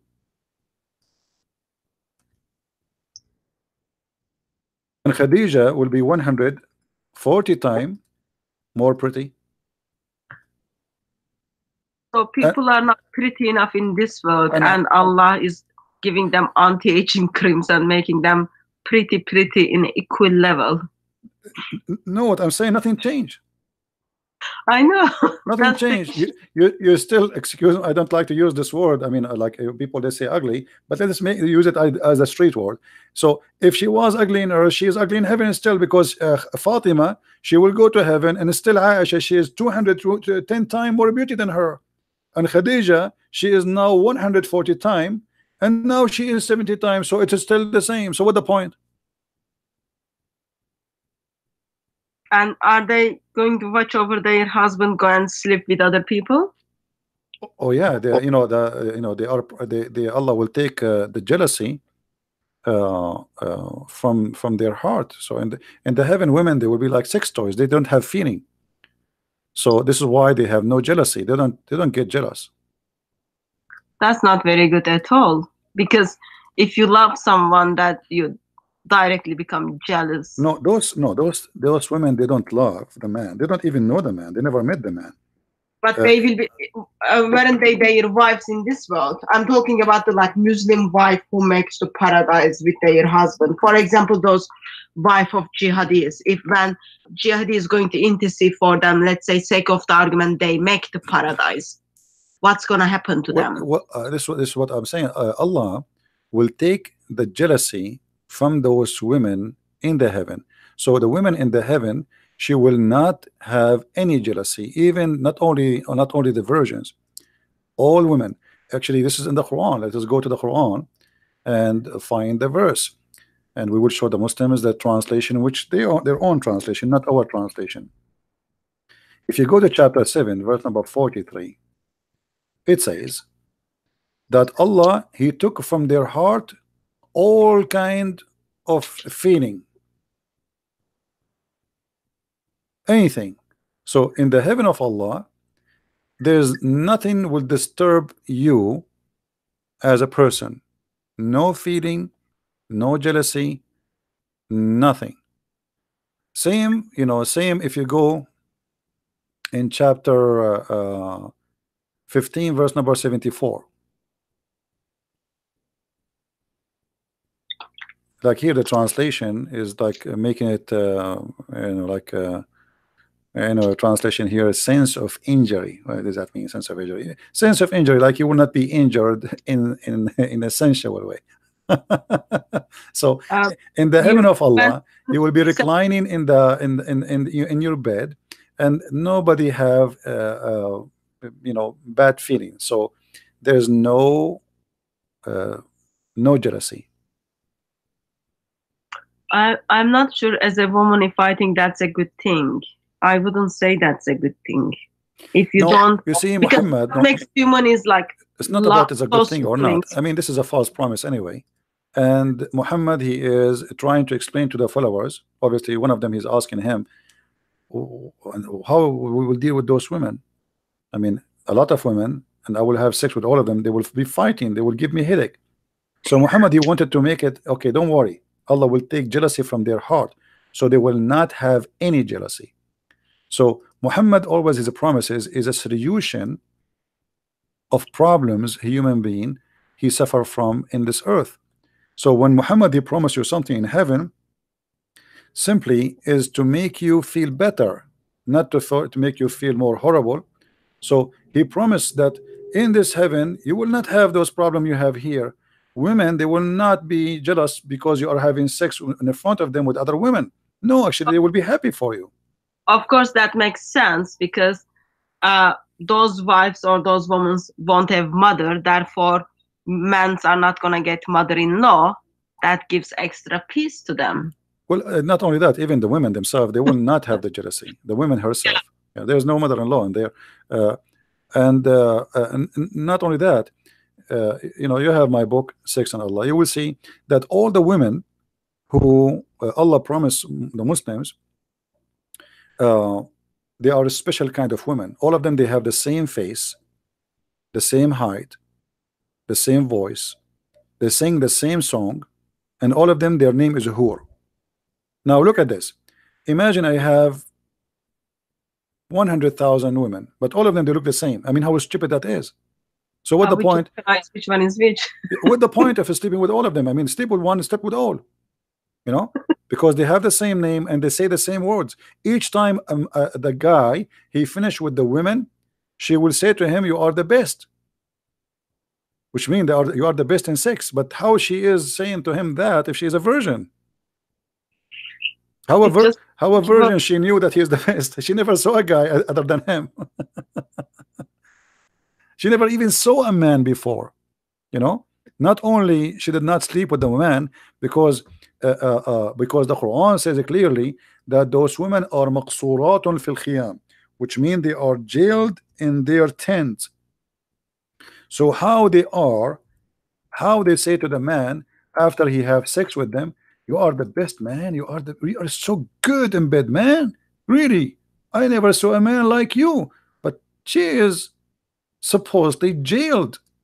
She never saw a man before.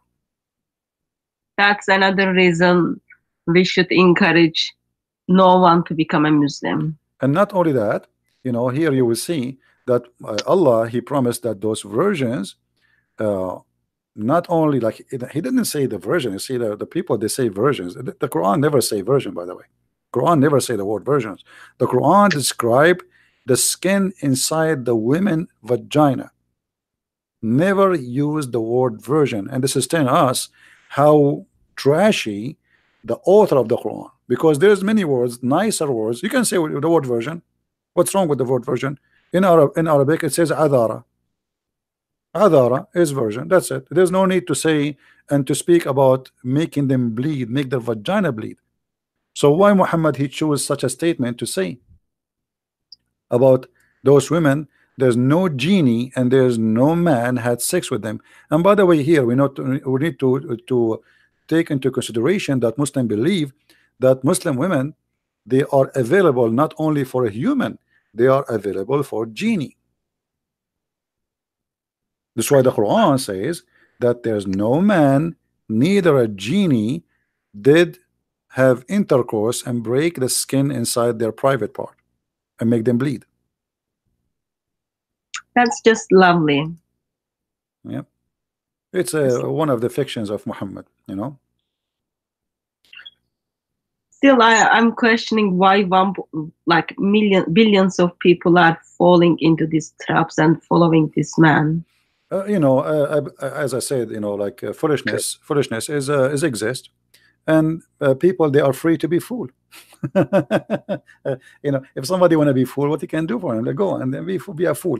But what I know that even those who convert to Islam, they don't really stay long there. They, you know, after a while, because you see, Muslims when they promote their cult, they lie.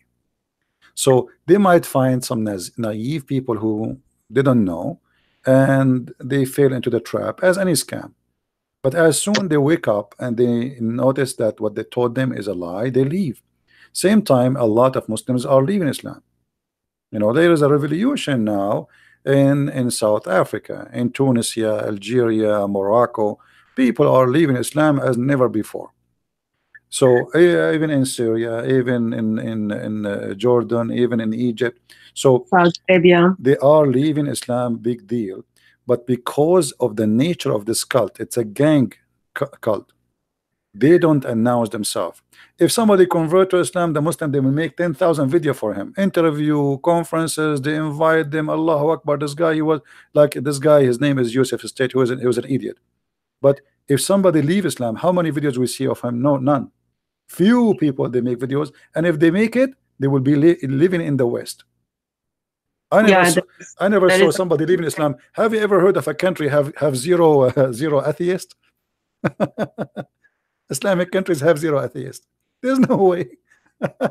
I mean, the whole country have zero atheists, but because nobody dare to make to say I'm an atheist. Zero.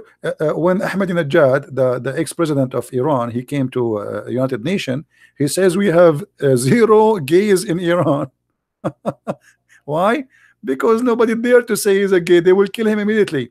So in order to know how many Muslims between those who call themselves Muslims, give them freedom, and then we will know. As long as there's no freedom, I believe that those Muslims are not exist. You see, I believe in a Muslim who is a Muslim in England to be Muslim more than a Muslim who live in Saudi Arabia, because in Saudi Arabia he have no choice or chance to be or not to be. But a guy who live in England, he can leave, or let us say, he can go around it, or somebody live in America. But you live in Saudi Arabia, that's it. There is no way you can get around it. You have to say, I'm a Muslim. I did met with a girl. She was graduated from Cambridge, and she did become a Muslim. And she got married with the guy who make her to say Shahada. Okay. I met with her. You know about halal marriage? What? I met her where she was waiting for halal husband. And this girl is graduated from Cambridge. And somehow when she became a Muslim, she left probably her brain in somewhere else. She was waiting for halal husband, and she was thinking that's very okay and that's very good. Well, I just thought that was very ugly for someone who a woman she joined a religion or a cult because of a man. She is not really converting. I mean, as soon he leave her, she will change and she will be turned a Hindu if the next guy is a Hindu. So whoever in the bed, I will accept his religion. This is the whole story. But this is not really, I mean, this is not about Cambridge and being a graduate from Cambridge not doesn't make you smart. That's because you are rich mostly, not because you are smart. Still in my mind, I had the idea that they are exercising their brain, but in somehow she didn't even think there was something wrong that for her to go back to her I think she is exercising her brain, and she don't care for the religion. She care for having the man. So her brain is focusing in one direction. It's the same as a guy. He don't care really about dignity. He care about making money. So he work in any kind of business will make money. It doesn't matter, including drugs. So they practice. They have their brain, but it is not important for her to be a Muslim or not. The important is to have the man. So if the man is a target, it doesn't matter what the man is. She will be what the man he wants. You know what I mean? I just think it's once a Muslim woman, she was desperately, she said, I will convert to Christianity if you marry me. I said, I will not marry you, first of all. Secondly, if you convert to Christianity because of me, that means you are a liar. You are not a good woman. She said, how is that? I just proved to you that I love you. To the point I will convert to Christianity. I said, this is the point. You don't love you in order to have me, you are willing to sell yourself to anything. So if Christianity is not convincing for you, and then still you are willing to change just because you want to have me, that means you are an evil person. You are for sale. Anyone can buy you. So a person who do that, he have no dignity, and he is for sale. And if a woman she want to change, or a man he change his belief just for the sake of having a woman or a man, that means this person have no dignity and not trustworthy. Tomorrow she will love different man and she will change her religion. It's just double ugly. It's just double ugly. Another general knowledge question. So let's say we don't have something called hadith. We've got what Islam is only represented by Quran itself. And what are the verses you would keep within the Quran and get rid of the rest to make Quran more logical? That is maybe the hardest question ever I got in my life. There's no a single chapter in the Quran is logical. Starting from the first chapter Muhammad received to the last chapter he have. So what is logical? I mean, have you ever heard of, I will give you an example. I will give you something simple, not complicated. When Muhammad he says, today I choose for you Islam as a religion. What was that day? If you go in the Quran, you will see chapter 5 verse number 3. Muhammad, he says to them, you cannot eat this, you cannot eat that, you cannot eat pork, you cannot eat etc. And it's like saying you can eat falafel, you cannot eat pork, you can eat chicken, you cannot eat ham, you cannot etc. And then suddenly, after saying all those about food, suddenly he says, today I completed my favor upon you. Choose Islam as a religion for you. Okay, hold on. Today Islam completed because you said to us you can eat a chicken, you cannot eat pork. So what is the rest of the Quran?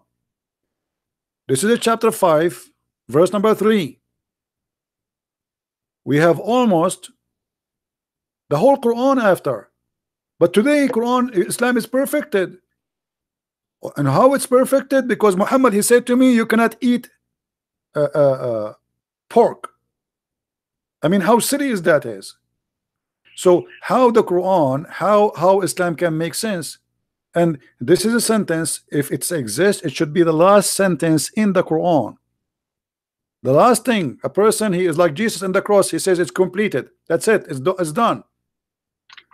Muhammad here saying, this day, not tomorrow, this day, that's it. He's talking about the time. I have perfected for you your religion, completed my favor upon you, and have chosen for you Islam as a religion. So what is the rest of the Quran? So when you say to me, what is in the Quran makes sense? That is the hardest question for me, because nothing in the Quran makes sense. If we ask a Muslim, why in the Quran it's forbidden for you to eat pork, he do not know. I challenge the Muslim to tell me why. That's it. Quran says don't eat pork, but there's no explanation. Why I cannot eat this? Why I cannot eat that? No explanation. Not even the Hadith. Why there's no I cannot have fun? Why I cannot play music? Why I cannot play football? Even football in Islam is haram, by the way. Muslim today, they are not Muslims, they are fake Muslims. Everything they do today is haram. Every Muslim, he have a stereo in his car. Every Muslim, he listen to music. Every Muslim, he watch TV, and all of this is haram in Islam. All of this is forbidden. Art, pictures, cameras, all is haram. Muhammad, he said that a person who draw a picture, Allah will bring him in the judgment day, and he will ask him to blow in it as if he is going to create it, and he will torture him for that. And pictures by cameras is no different. It's haram. Muhammad, he says, angels will not enter a house have a picture. So why Muslims have pictures? Find me any Muslim, he don't have tons of pictures in his phone, even the one who have a long beard. If pictures is haram, how Muslims they have pictures? And why they have it? Because simply they cannot practice Islam. Islam is a silly, stupid cult. So this is what the Muslims they do. They convince themselves, I am a Muslim, Islam is great, but don't ask me about the details. The details is stupid, and my prophet is stupid. So I'm not going to discuss details with you, but I'm a Muslim. But don't ask me why I listen to music. Don't ask me why I have a TV. Don't ask me why I have pictures in my house, when all of this is forbidden. So what is halal in Islam? To eat and have sex. That's it. This is the halal. There are 6,236 verses in the Quran, and there is none one verse you would keep to make Quran logical. That says a lot about Islam, though. Well, there is a verse in the Quran. We have to be honest. It's very logical. The one it says you can eat in your house, in your house. I mean, look how silly this cult is. Have you ever heard of a God? He needed to come with verses saying to its followers, by the way, you are allowed, if you are blind, if you are lame, if you cannot walk straight, you are allowed to eat in your house. And even if you are not sick or blind or lame, you can still in your house. And not only that, you can eat the house of your parent, and you can eat in the house of your aunts, and you can eat the house and of your brothers. I mean, have you ever heard of a silly, stupid cult like this before? So this is a God. Obviously, he have nothing to do. He want to talk, you know, like there's some people when they get so old, and you know they lose their control of their mind. And with my respect to the old, by the way, I'm not making fun of them, but this is something happened. So when you became your life boring and you wanna occupy your life, so you start talking, even if your talk does not make sense. So what kind of God in the world? He says there's no problem if you eat in your house, no problem if you eat in the house, if you are blind and you where the blind will eat. I mean, usually before Islam, a blind, he eat where? He eat in a restaurant. In the time of Muhammad, there was restaurants in Mecca, in Quraysh. There's no restaurant. So what do you mean there's no fault if you are blind, nor if you are born lame, nor if you are suffering from illness, nor if you are yourself, which means you are not any of those, to eat in your home? What? God writing to me, saying to me, it is not sin to eat in your home. So he's giving you permission to eat in your home. So where usually we used to eat? In the house of the neighbor. And then not only that, he like as I said, he's like this guy, you want to keep talking, he don't stop. And then he says, nor in the house of your father, or the house of your mother, or your brothers, or your sisters, or your father brother, or your father sisters, or your mother brothers, or your mother sisters, or in the house of which you have keys. So now if a Muslim, if you have a Muslim, if you are a Muslim and you have a Muslim friend, you give him the key of your house, he is allowed to eat your food in the fridge. Don't ever give a Muslim the key of your house, even if he's a real estate agent. According to the Quran, a real estate agent, he is a Muslim, he will eat your food as long as he have the keys, as you see. And then any house, it's in your possession, and or in the house of a sincere friend of yours, there is no blame on you. And then actually it says there is no sin of you if you eat alone or separately. Alone. So when you talk about logical and wisdom, I find the Quran, I mean, the most hilarious comedy book. The Quran made the baby is sperm and became a congealed blood, and then women, they have a sperm coming from their breast, and men, they have a sperm coming from their backbone, and the sun set in the murky water, and the sun rise from a certain place, and there's a people, it's called Gog and Magog, and yet we cannot find them, and they are, every one of them, he will live before he die, he will give birth to a 1,000 Gog and Magog, which means those Gog and Magog, if we are now 7 or 8 billions, there should be maybe trillions by numbers, but yet we cannot find one of them. It's like the Bigfoot in America. So when you say to me what is logical in Islam, I say the only logical is to believe that stupidity is exist, and we have to accept the fact that as long there is stupidity, always there will be stupid, and that is Islam. So that's the miracle of Islam as well. No, there's other miracle. The other miracle is that's miracle, like to make someone believe in stupidity. You know. Yeah, that makes sense. Yet it is miracle of Islam.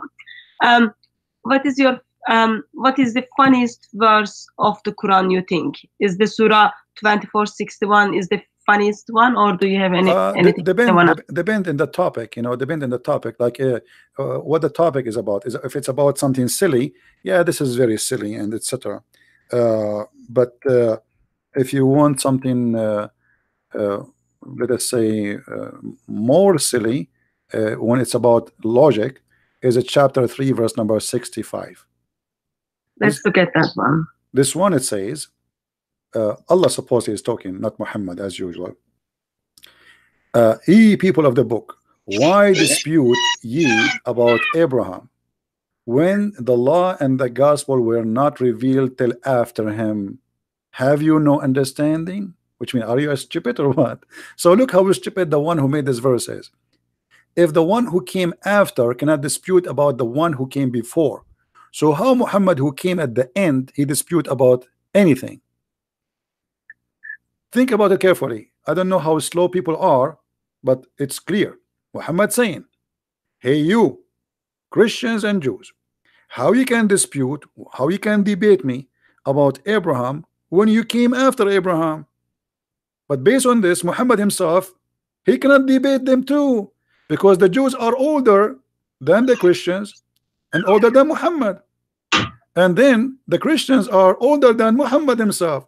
So all of them, they will win and he will lose. So how silly this stupid argument is. It's Islam. Huh? It is Islam. It is Islam. It's exactly Islam. So here you will notice the stupidity of the author, because this is, it's like, you know, let us say I am 17 and you are I can't say that to a woman.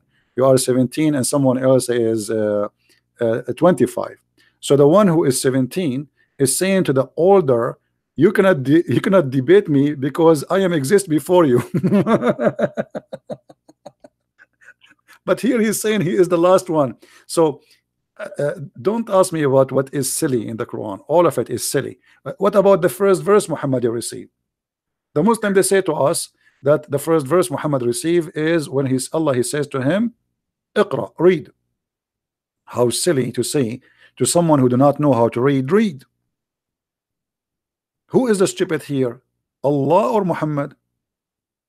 Because if Muhammad do not know how to read, and Allah he said to Muhammad, read, and then Muhammad he says to him, I cannot read, and then the angel he squeezes him again and he says to him, read, and then the guy he says to him, I cannot read, and the angel he squeezes him again for the second time and he said to him, read, and Muhammad he repeat again, like, what's wrong with this guy? I keep saying to him, I cannot read. He squeezed me. I cannot read, I told you. And then he squeezed him for the third time and he said to him, read. And all of this for what? Still Muhammad cannot read and he doesn't understand what to read. So what is squeezing for? And why Allah is using the wrong word? So from the first verse to the last verse is stupid. Or what about the second verse? Allah created the man out of a clot of a congealed blood. Who is the stupid who want to believe that a human being is created from a clot of a blood, dead blood? And then Allah he says that he is the one who taught the man by the pen, but the pen is not created by Allah. And if Allah is talking about the pen which he have in heaven, so what the pen he have in heaven have to do with me? I never saw it. I never received a book from him. Even the Quran never written by Allah, never collected by Allah. It was collected by a guy, his name was Uthman, and he burned all the other Quran. So where is the pen of Allah and what this is about? I do have actually concern. I do have a question to you. So okay. Pen was very important to Allah since he created that like in early stages. And Muhammad is his last prophet. And Allah dealt with Muhammad for 23 years through angel Gabriel. What do you think reason that Muhammad didn't even bother to learn how to read and write? What was he busy with? You see, first of all, the Muslims, when I debate Muslims, I debate them about their belief. But my belief is different. I believe that Muhammad, he knew how to write, how to read. But as long as this is what they believe, I have to go with it. If you go in the Quran, just to show you how ignorant the Muslims, we are the Christians, we teach them Islam. The Quran never said that Muhammad did not know how to read. The Quran says that the word ummi is anyone who do not know the book. As an example, chapter 2, verse number 78, this is the first time the word appear. وَمِنْهُمْ أُمِّيُّونَ, and among them illiterate, they know not the book. So illiteracy in the Quran never been about knowing how to write, how to read. This is why we Christians and Jews are called people of the book. Why? Because we are not illiterate about God. But the foolishness of Islam is amazing. They take this as illiteracy about writing or reading, but the fact it's clear. Those who do not know the book are illiterate, not those who do not know how to write, how to read. If you ask the Muslims, actually the verse after it, it says, then, you know, like those who write the book with their hands, Allah will curse them. So the book of what we are talking about? The book of God. So illiteracy is about not knowing the book of God, not knowing God. This is something Muhammad he took from the Jews. The Gomai for the Jews are the illiterate, not illiterate about not knowing how to write, which means the Greek are illiterate for them because they worship fake gods. So for the Hebrew Jews, all the Greek are illiterate. But the Greek, all of us, we knew they are philosophers, they have a great civilization, they knew how to write, they speak languages, so how they can be illiterate? They are illiterate about God. But the Muslims, they are very limited in their thinking. They are copy paste and nobody want to use his brain. And that not only that, all over chapter 3 verse number 20, it says, so if they dispute with thee, say, I have surrendered whole myself to Allah. Here they say submitted. Fast translation, surrender. Islam means surrender, not submit.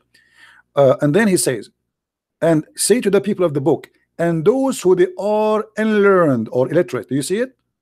So what the Quran again confirm that there's two kind of people who they are illiterate, and there's people who have a book. So anyone have a book, which means the Christian and the Jews is called the people of the book. But there's no way all the Christians and the Jews at that time they knew how to write and to read. Actually, until now, there's people who they are Christians do not know how to write and read in some villages in the middle of nowhere in Africa, etc. So, but still they are called the people of the book. And those who don't have a book, it's called illiterate. But again, Muslims are the last one to understand what Islam is about. And this is why even Muhammad himself, do you remember what the Quran says about asking the Christians? Yeah. If he's in a doubt, he needs to ask the people of the book. Thank you very much. So why Muhammad himself? Allah told him, if you have a question about God, to know God, go and ask the Christians and the Jews. This is Muhammad. This is not Mimi Hijab and his nurse Ali Dawa. Muhammad himself, if you have a question about the true God, he have to come to Christian Prince to ask him, and he will receive the answer. And that because we are the people of God. And here I want to remind everybody that when the Quran call us the people of the book, the Quran witnessing that we are the only one who have a book, not the Muslims. Muslims never been called once people of the book in the Quran itself, for simply they don't and they never had a book. And when the Quran says that the Christians are the people of the book, including the Jews, he confirmed not only our book is not corrupted, he confirmed that we are the only one who have the truth. Because if we, the Muslim, they say that the Bible is corrupt, so how silly, how stupid to say the people of the book, but their book is not exist no more. Who is the donkey here? Somebody is a donkey. So the second you say, imagine I say the guy with the car, but he don't have a car no more. So how we can keep calling him the guy with the car? And we are talking about people in the time of Muhammad, not people after or before. So the people of the book, but do they have a book or not? Obviously they have. Otherwise, how you call them with the people of the book? And book of what we are talking about? The book of God. So the second the Quran call us such a name, we are giving an honor Muslims do not have, and Muhammad himself do not have. And as you see, the Quran confirm, if a Muslim have a question, if Muhammad have a question, he have to come to the Christian and ask them. And here there's a question which Muslims cannot answer. Why Muhammad he have a doubt in his heart about him being a prophet? He is the prophet.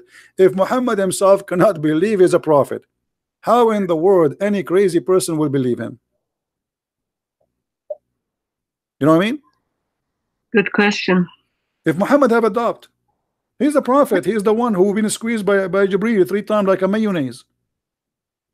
So no ketchup came out, no mayonnaise, and still Muhammad he have a doubt after all of this. So half of the Quran is given to Muhammad, and yet Muhammad he have a doubt about himself being a prophet. And not only that, if you remember the hadith, where the hadith says that the prophet he tried to commit suicide many times. I mean, yeah, isn't it obvious that Muhammad have a mental illness? A person who's a prophet of God, when I commit suicide, why? False God, false prophet. The mental, he's suffering from mental illness. This guy, he need a shrink. He need to go and see a doctor. You know.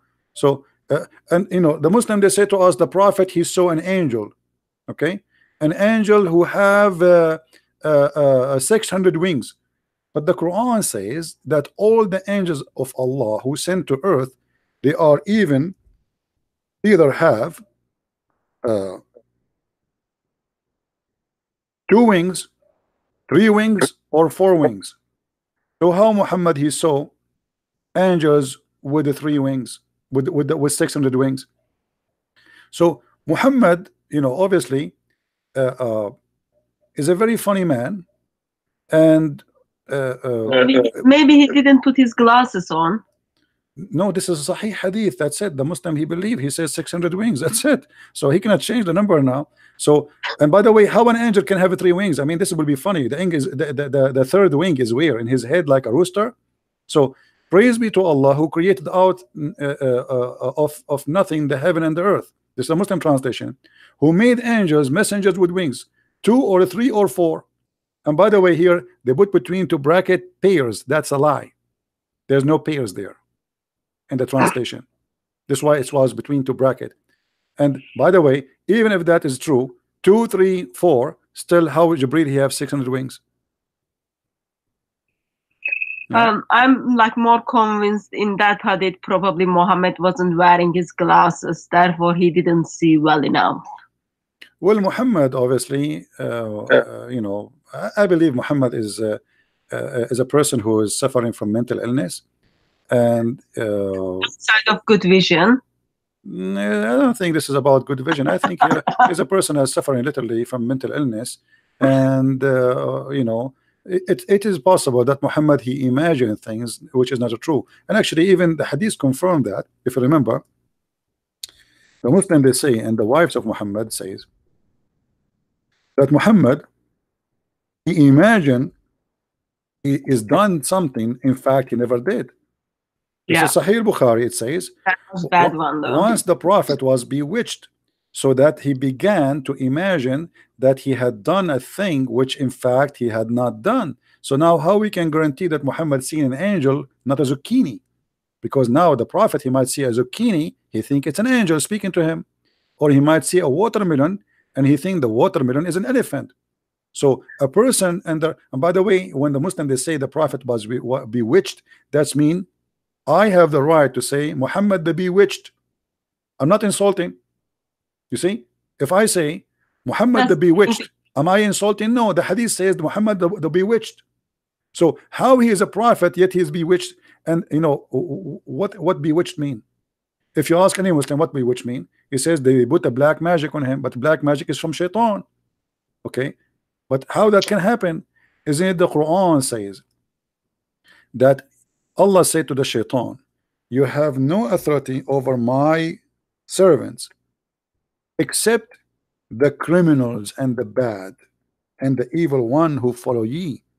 So in order for shaitan to put a black magic on Muhammad, he have to be an evil person, and that's what the Quran says in chapter 5 verse number 42. So Allah is prophesying about Muhammad in the Quran. No, Muhammad, Allah is not prophesying. This is Muhammad getting himself busted. Yeah, like he's just like telling, I'm now going to describe you about myself. Well, you see here, if shaitan have no authority over any Muslim, not only Muhammad, even normal Muslim, except the one who follow thee. So here, for Muhammad to be under black magic, he have to be following thee, which means shaitan. Otherwise, shaitan have no authority over him. And authority here mean you cannot do anything to them, you cannot harm them, you cannot make them follow you. Only one will follow you is those who they are bad, the criminals. So how Muhammad he became under the threat, or he became under the influence of the black magic, unless he is following thee?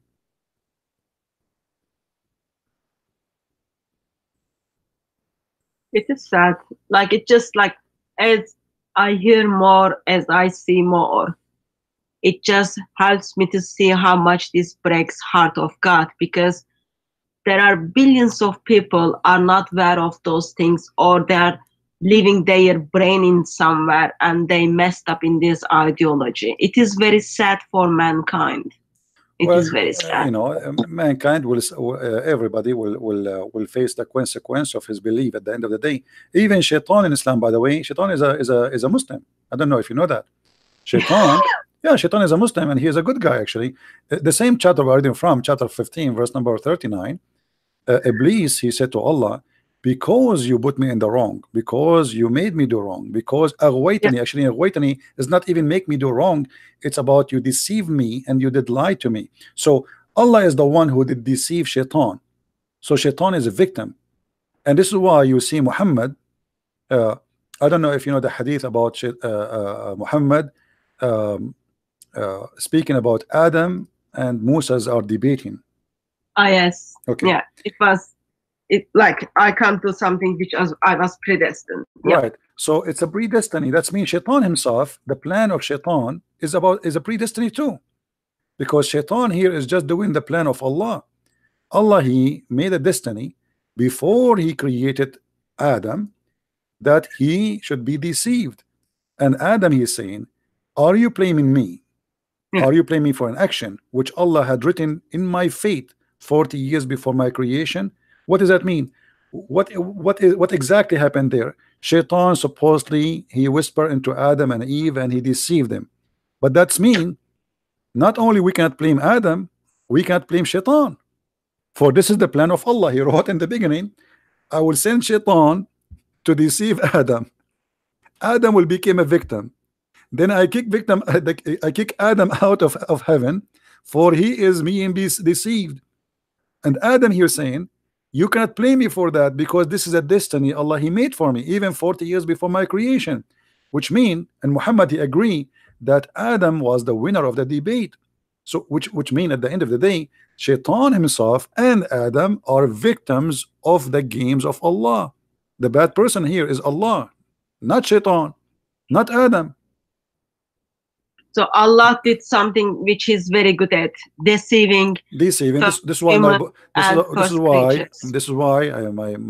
is the first book I made. It's called The Deception of Allah, because all of this religion is about deceiving. So why? And by the way, here there's something no Muslim can answer us. This is Musa. Musa's arguing with Adam, saying to him, because of you we are out of heaven. That's mean he is a Christian. He believes in Christianity, not a Muslim as they claim. Because that's mean Musa's believe in the original sin, that because of Adam we are out of heaven. So now Musa is dead. How he is a prophet of God, but yet the Muslim Musas I'm talking about, he do not understand the original sin yet. After he die, he have a debate with Adam and he lost the debate. So imagine you have a prophet of God, we ask him, do you believe in the original sin, Musa's? Musa's he answered, Habibi, yes Habibi, I believe in the original sin, Habibi. And then Musa's, aren't you Muslim, Habibi? Musa's, he says, yes, I'm a Muslim, but Musa's, the Muslim don't believe in the original sin. So how you believe in this, Musa's? So when the Muslim they say to us Musa's was a Muslim, that is a stupid thing, because here we go, even original sin is an idea which Musa's believe in, and this is after he died. And by the way, when Musa's he met with Adam, any Muslim can explain to us? Maybe they went like to the Caribbean islands in a cruise together. Adam and Musa's are dead. Probably they got free tickets, end up in Las Vegas, and then they had their chit chat, and then chit chat turned to be debate, and sadly one of them lost the debate. Yeah. Well, what we can say, stupidity. But anyway, I'm so glad that Muhammad is so foolish, because that will help us to expose his foolishness. It's going to be hard or harder on us if he's a smart person. So I'm so grateful that he is who he is and he keep talking. This guy, he cannot keep his mouth shut, and because of that, he is helping us. So I am so happy that the Muslim they have the hadith, and I'm so happy that they preserve the Quran, even the rest of it, because if you remember the Quran, Omar he said that the Quran was 1,000 letter and 27,000 letter. and what is left today is not even 25 to 30% of the Quran. The hadith says that even the goat ate the Quran. However, we are so happy that the Muslims were able to preserve whatever left of it, so we can love together at such a belief. It's a comedy. It's a comedy. It's silly. It's stupid. And not only that, I will show you one more comedy about shaitan. Okay. You know that Muhammad, he said that shaitan, he command him. Yeah. Okay. How Muhammad is a prophet of Allah, but he received command from shaitan. That's why he's prophet of Allah. And he received command to do good. This is a good shaitan? Muslims? This is Sahih Muslim, hadith number 2814a. Your prophet saying that the devil, huh?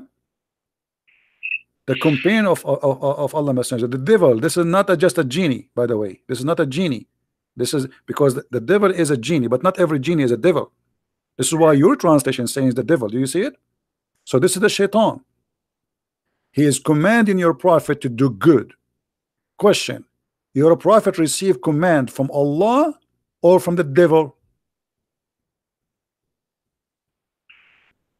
That's only Allah knows, I guess. Allah knows best. Well, it says in front of us, it says he does not command me but for good. So Muhammad, he obey shaitan, but he claimed that the shaitan is a good shaitan. I never heard of a good shaitan. If you ever met one, let's say hi to him. That, in world of Islam, you do have a lot.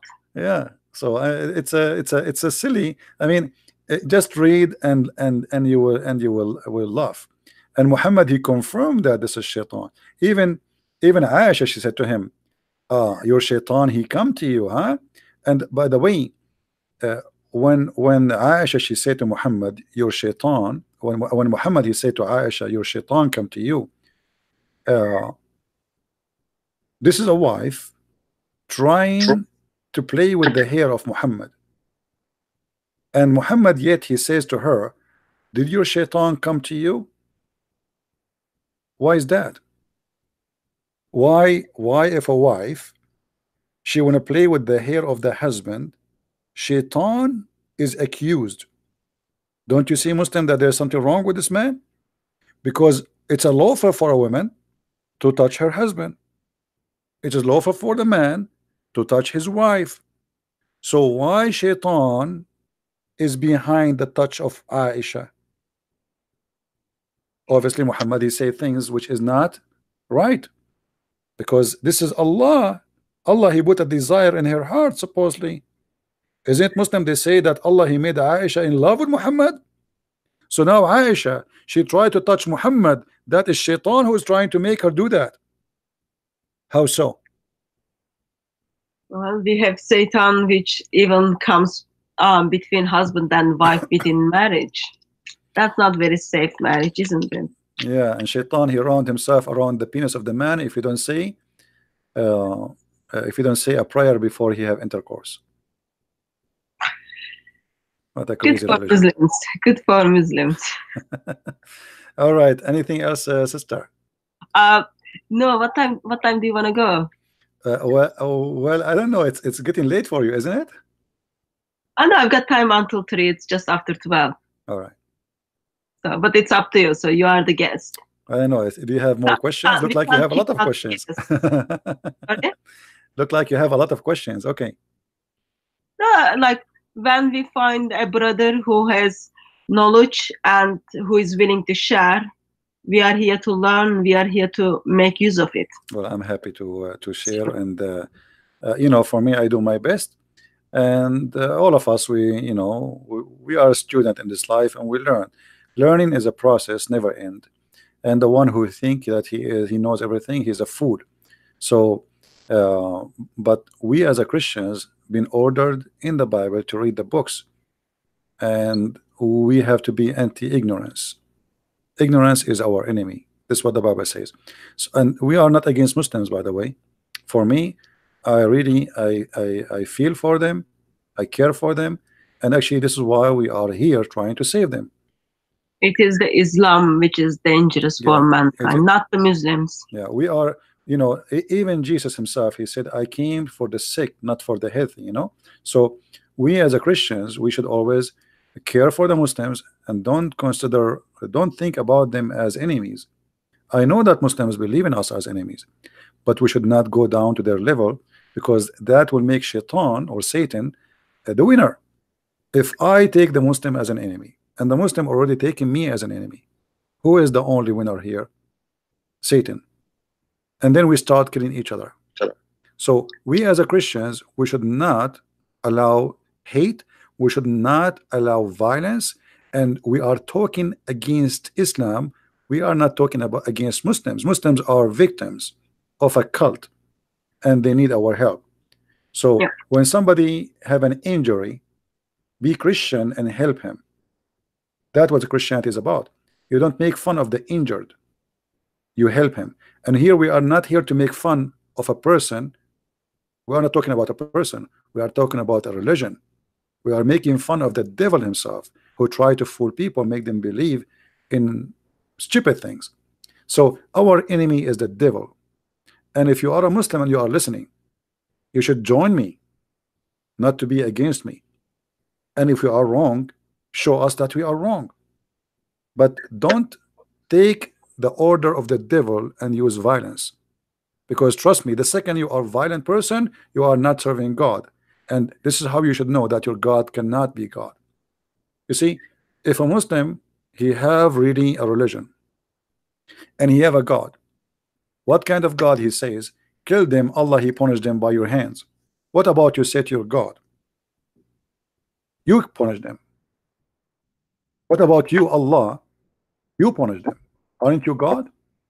What kind of God he need a poor person to go and die for him? Can't he do it? Why he want you to die for him? The God of the Christians, look at the different Christianity. God of Christians, he gave himself to save us. God of Islam, he wants you to die for him to save him. So if you are the one who can protect your God, how weak is your God? If your sword is the one who will protect Allah, what kind of Allah you have? God do not need my sword to protect him. When the soldiers they came to arrest Jesus, Peter, he took his sword and he cut the ear of one of the soldiers.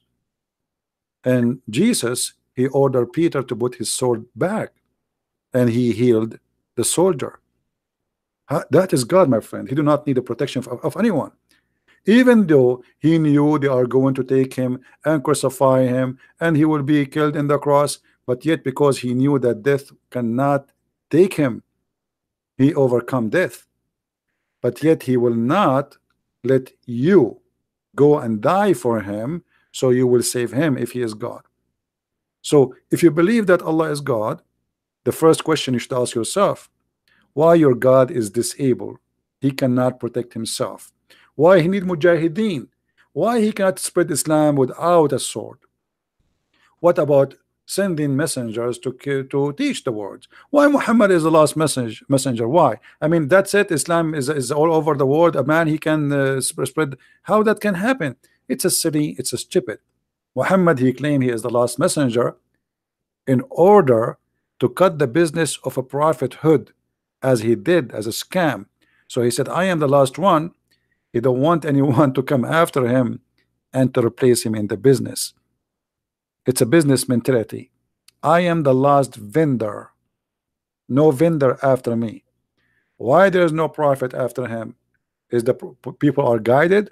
No, people are lost today, people are lost tomorrow, and people will be lost even at the judgment day. There's people who they are guided, there's people they will be lost. So why there is no messenger after me? And not only that, just to show you how silly Muhammad is, he have a very bad lack of intellect and intelligence. The Quran says that Allah, he never sent any messenger unless he speak the tongue of his people so they might understand. Chapter 14 verse number 4. Was Muhammad a messenger to the Indian? The Muslim, they say yes, But do Muhammad understand and speak all the languages of the Indians? The answer is no. There's hundreds of languages in India. And not only that, he have to be one of them, not only speak the language. Did Allah send Muhammad to the German? Muslim, they say yes, he is a messenger for all mankind. But Allah in the Quran said, we never send a messenger except to teach in the language of his own people. In order what? In order to make it clear for them. So the logic in front of you, this is the logic of Allah, not my logic. You cannot have it clear unless the messenger he speak your language, and this is your Quran. So how Muhammad is a messenger to the Chinese, the Indian, the Japanese, the Russian, even Arab? They cannot understand the Quran. To the point even Muhammad, he asked Allah to send him 7 Qurans. 7 Qurans to a village in the size of Mecca. If the people of Mecca who speak the Arabic, they cannot understand the Quran unless they have it in 7 Quran, how a person like Zakir Naik he understand the Quran? Brother Thitter, it's very clear that in Islam we have no women see the Prophet, and the reason for that because Allah is do. I mean, this guy, he is going to teach you Islam. If the Muslim scholars who speak Arabic, they say Allah knows best what he meant. Even those who speak Arabic, they are born. I am a person, I am an Arab. Arabic is my first language, and I suffer strongly to understand what this stupid Quran is saying. So how a guy like Zakir Naik, he can explain the Quran for you? Ahmed Didat, he don't speak Arabic. Zakir Naik, he don't speak Arabic. Shabir Ali don't speak Arabic, but yet they want to explain the Quran for us. And the Quran saying that in order to understand, you have to know the language. The Prophet himself, he had to speak the language of you, not you speaking his language only. So how that can and not only that, additional to this, even the Quran, because Muhammad is a thief. In his time, he could not explain the Quran. So Muhammad, he said to them, oh, hold on, don't ask me questions. There's many verses and a lot of things in the Quran. Nobody knows what they mean. Say, Allah, brother. What? The Prophet himself do not know how to explain the Quran? Chapter 3, verse number 7. So the Quran have 2 parts. One is so clear and one so unclear. And nobody knows the meaning of it save Allah. Have you ever heard of a stupid cult like this? So why you are sending me those verses and those chapters if nobody knows what they mean save Allah? Nobody knows the meaning save Allah. Okay, so Muhammad do not know too. Have you ever heard of a prophet? He do not know what the meaning of his prophecy. He do not know what is the meaning of the word he is saying. That is Muhammad. Why? Because he is a thief and he cannot explain things he said. So the only answer is, don't ask me, ask Allah. Nobody knows what they mean. Yet Islam is supposed to be very simple. Yeah. Anything else? No, I'm just very disappointed on Islam, and I'm very disappointed on Muslims. No, the Muslims are getting improved. Actually, a lot of Muslims are leaving Islam. You know, if you see, you know, in my Skype, how many Muslims they text me, they are out of Islam. It's actually the news is really great. I mean, they are really leaving Islam left and right, and you know, the internet is a disaster for Islam. The Muslims, they invested a lot of money in the internet, in YouTube. They make tons of thousands of movies and videos like science and Quran and etc. Blah blah blah blah blah. But it's still because it's fabricated. Not only did not help, it destroyed them. Because sooner or later, people will find out that this was nothing but a false claim. And then what will happen is the same as the shepherd. He used to keep saying, a wolf, a wolf. First time they come to him, second time they come to him, third time nobody believe him no more. So the Muslims, They claim that they have a wolf. First time, people believe them. This is in the beginning when the oil start coming. Second time, people believe them. This is before we appear. Third time, people they notice that this was nothing but a lie. And now all the videos which the Muslims they make about science in the Quran, it turn against them. Because if Islam is a decent religion, why Muslims cannot be decent and say the truth about what is written in the Quran? Why they fabricate scientific miracles when it is the opposite? The only answer is the father of all lies is Satan, and those who do lies, the lies of Satan, they are following Satan, not God. So if you are a Muslim and you fabricate a video claiming that there is a science in the Quran, you should know first, not me, that obviously you are following Satan. Because the first question you should ask yourself, why I'm lying to make my God look right? If my God is God, you know what I mean, guys? Why I need to lie to make my God look good? Why God cannot make it good? He's God. So what kind of God he need my lies to be promoted?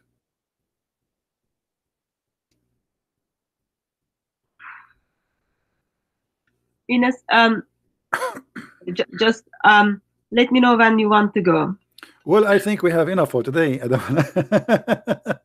We have Is a that- lot. We have a lot of that- information, isn't it? Isn't it enough for today? I mean, and you got awesome and by the brain way, and and by the way, sharing if is you want, caring. you can take the video from my channel, so Yeah. you can have two videos, because now maybe people did not read clearly in your screen, so you can download the video and post it in your channel too. Yeah, thank you. Yeah. Sorry, in my culture, I can't just kick out the guests. So you need to tell me when you want to go. Oh, well, I'm going to go, and I will let you with your friends if you want to continue talking with them. But I'm so glad, sister, that I spoke to you. I saw your videos many times, and I encourage you, and we support you and all the team you work with.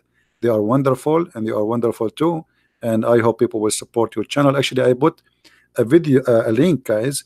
I put a link under my video for our sister and their team. She don't work alone. She have what is the name of the the team with you? DCCI Ministries, Defend Christ, Critic Yeah, Islam. but who is the guys who work with you? So I've got brother called Daniel, brother called Godwin, and we do have a brother called King. We've got like lots of people who are also behind the cameras or behind the cameras. God bless them, and I encourage all the people to support that channel. And as you see, the link is under my video. So if you like, you can click and you can subscribe. And guys, subscribing doesn't cost you money. Those people they need and they deserve your support. They go, they stand, and they fight for the truth. So they are not fighting for themselves. They are fighting for the truth. They are working, they are serving, and they are doing the good work, which many people don't do because they are lazy. So if those people you don't support them, you will support who? So before you go, yes. So it took lots of time for me to harass you and have you here, and we noticed that you are a man, as a Christian man who keeps his promises. Can we have you back? I don't promise. Why not? I don't promise, but you are welcome.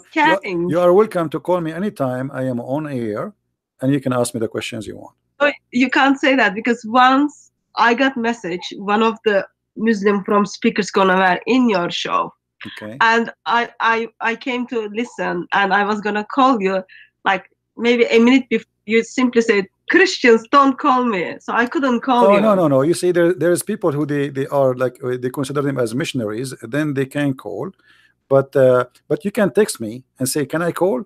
And then I will say, yes, call me, no problem. Even if, because sometimes people they call me when it's a wrong time, you know. So, and most of the time I want to talk to Muslims, but now we change the way we are doing things, because we don't want just the kids to call us. We want someone who claim to be professional, sheikh, scholar to call me. So text me if I am live on air and ask, can I call? and I will answer you says either yes or no. Thank you. All right. And let me express once again, I am very grateful that after harassing you for a long time, you were able to share some of the informations you have. I am sure that was only 0.0001, but maybe not even 0.0001, but I am sure we will make use of it. And I am sure by God's grace, we will use it for the kingdom. Amen to that. And can I encourage also you to do like volume 3, 4 of Allah and Sex. It is very good material for Muslims, and it is helpful for Christians to rescue Muslims from Islam. Well, I'm working now in 3 books at the same time, so we will see. I mean, when I have time, I will. We will see. Because if I want to make a volume number 3, then I have to make volume number 4, because sex in Islam is like cannot be covered by a million volume. The whole religion is about sex. So there, I made it what is enough to prove a point. Yeah. And there's tons of reference. I mean, my books is not really just a book. It's a library of reference. Everything is there, nothing of my own. And I make it in a very simple way to understand. Oh, well, it doesn't, in that case, it doesn't have to be volume 3 or 4. Anything you write there, I am sure you write up, I am sure it will be useful for the kingdom. I'm doing my best, sister. Thank you very much. And once again, thanks for joining us. May Lord bless you and keep you safe, and give you a little bit more compassionate for Christians mainly. You are handling Muslims well, but for Christians. And I'll be in touch with you through probably Skype. All right, sister. Take care, and say hello, and God bless to all your team with you. Thank you. Take care. Thank you. Bye-bye. Bye-bye.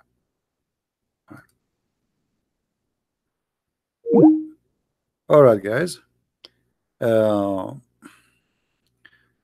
Great people.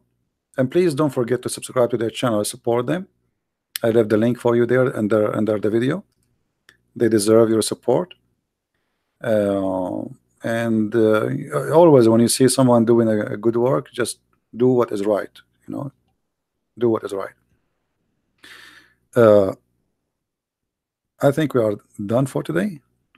Anything else? Anything else? Yeah. Like, what I don't like about us as a Christians, if a Muslim doing what those guys doing, you will find that in less than 10 days he will have 10,000 subscribers. But when a Christian he do that, his subscriptions goes like maybe 5 a day, 2, 3. I mean, why? What we will lose? Like, I mean, nobody's asking you to pay them money. You just subscribe, support them, post a comment, give a like to their video. They are doing a great job. So you as a Christian, you should not, I mean, you do not need somebody to tell you what to do. You should be always able to do the right thing. What is this guy calling me?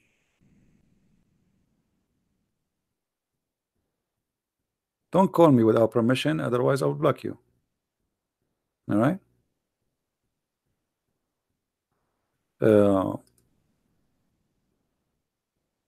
Let's see here. Yeah. Anyway, if you know a Muslim who is a scholar or somebody he claimed to be a big shot, and a big shot mean somebody he debates, somebody he's is very well known, maybe in YouTube and Facebook, that he want to bring people to Islam, he is more than welcome to challenge me anytime, even without a date. All what you need to do, he posts in his Facebook, and don't give me and don't send me link of Facebook of a kid he posts in Facebook, I want to debate a Christian prince. The admins in the chat, they are not listening. When I say post in your Facebook and we will verify who you are, we are talking about verifying that he is someone qualified to talk to me, not a kid. All right, we have enough of kids. So when somebody want to debate me, there's two things we need to check out. The reason we say Facebook, if he is in a Facebook, he will have tens of thousands of people following him, debate videos, etc. Then okay, post there, he want to debate me, post your link for us, I check it out, you are legitimate, you are real, and you really you know your religion, then you are welcome. But a kid, he made a Facebook page. Who is this guy? Hello? Hello? Hello? Yes? Hello? Yes, how can I help you? Hello, Christian Prince. Yes, my friend, how I can help you? I am from Indonesia. My name is Aditya. Okay. You are live on air. What do you want to say to us, my friend? I'm always watch your video, and I'm say thank you for your video. All right. I'm happy you like them, and I'm happy to see people from Indonesia learning from them. Yes, but I may have request from you for you. All right. Can you make video about the Messiah in Old Testament? The Messiah in the Old Testament. Al-Masih. Okay. In the Old Testament. All right. Yes, it's for Jews, because we know Jews don't believe Al-Masih. No, you are wrong. The Jews, they believe in the Messiah. Who said they don't? The Jews today, they are the few who left, they did not believe, but the majority of the Jews already, they became Christians. You know, isn't it all the apostles of Jesus are Jews? Right? Yes, all the apostles of Jesus, no. reject. So it's wrong to say the Jews don't believe. Those are the one, the left, they are the minority. The majority already, they became a Christian. This is why after 2,000 years after Jesus, still we have less than maybe 25-30 million Jews. Why? Because the majority, they became Christians. So people wrongly think the Jews still do not believe in Jesus. Those are the minority, few of them don't. All right, and not only that, actually they are coming to Christ. I mean, I predict that Israel in maybe in 30-40 years from now, the majority will become a Christian nation. It's not going to be a Jewish nation no more. Okay. Right. Yeah. But anyway, I will explain maybe in the coming video when I go live on air about things in the Old Testament about Jesus. No problem. Yes, thank you. Because I have a Jewish friend, and they not believe Jesus is Al-Masih. Yeah, he's a Jewish from where? From Indonesia? Yes, in North Sulawesi. I'm Christian, and always discuss with Jesus. Why you not believe Jesus is Al-Masih? Yeah, my friend, he is not a Jew. Those are people. You know, he's an Asian person, right? Yes. Okay, how an Asian can be a Jew? I mean, this guy is being silly now, because a Jew is not just a religion. The Jews are two things in the same time. It is an ethnic and religion at the same time. So to be a Jew, to be a Jew, the word Jew actually is about being from a tribe. So how this guy is an Asian, and I saw that in the Philippines too. Somebody he think he's a Jew. I mean, they are fooling you and making you believe now that you are a Jew. You are not a Jew, and you cannot be a Jew. A Jew is somebody is born of a mother. She is a Jewish woman, and she is from the tribes of the children of Abraham. So how somebody is from Asia, he convinced himself he's a Jew? He's being silly. So what about he debate himself first about how he became a Jew and he's an Asian? Can you become a Jew? Can I convert to Judaism? You cannot. Judaism is not a convert religion. You cannot convert to be a Jew. You know what I mean? Oh yeah. So yes, I know. This guy, before he's trying to debate you about the Messiah, ask him how you became a Jew. You are an Asian.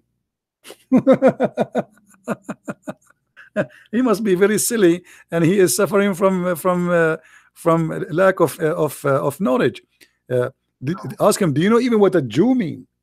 What a Jew mean? Is that somebody just believe in Moses? No. To be a Jew, you have to be from the nation of the Jews.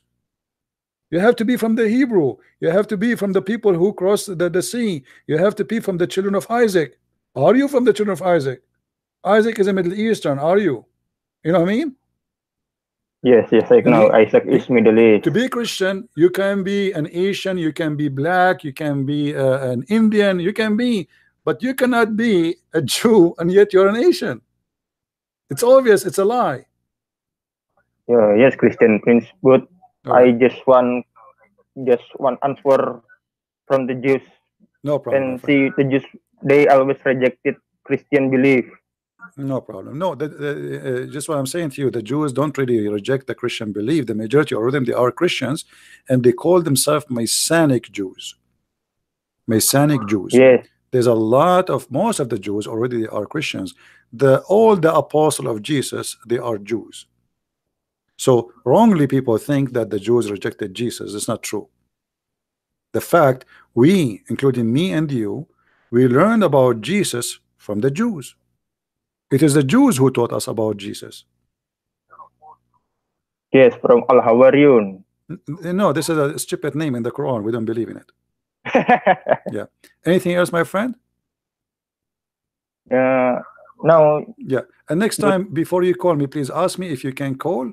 Don't just call me right away, because sometimes it might disturb my topic. Just ask me before you call, so I will let you. I'm sorry, Christian Prince. No problem, my friend. Take care and say hello to all the people of Indonesia, and I love you all. All right? Okay, thank you. Okay, take care.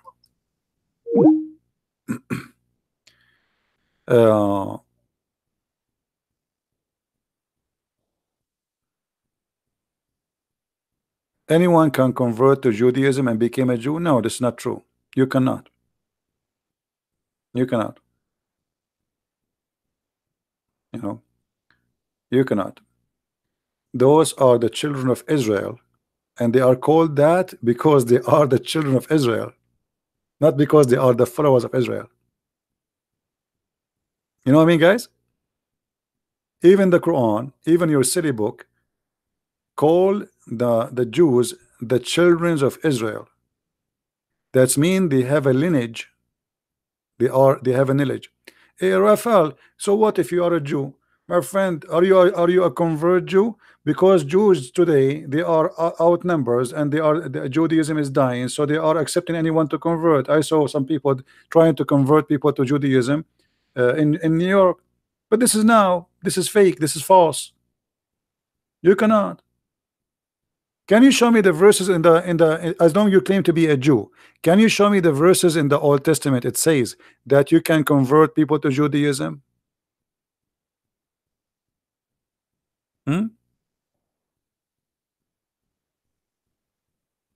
What do you say?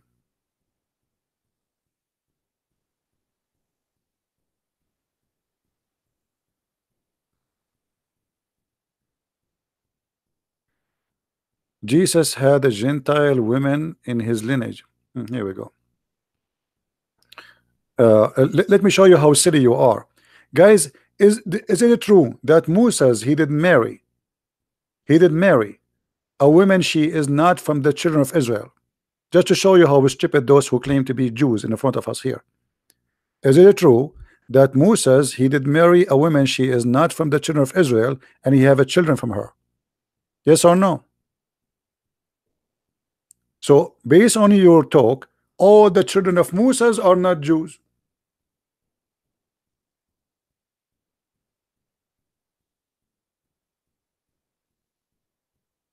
Right?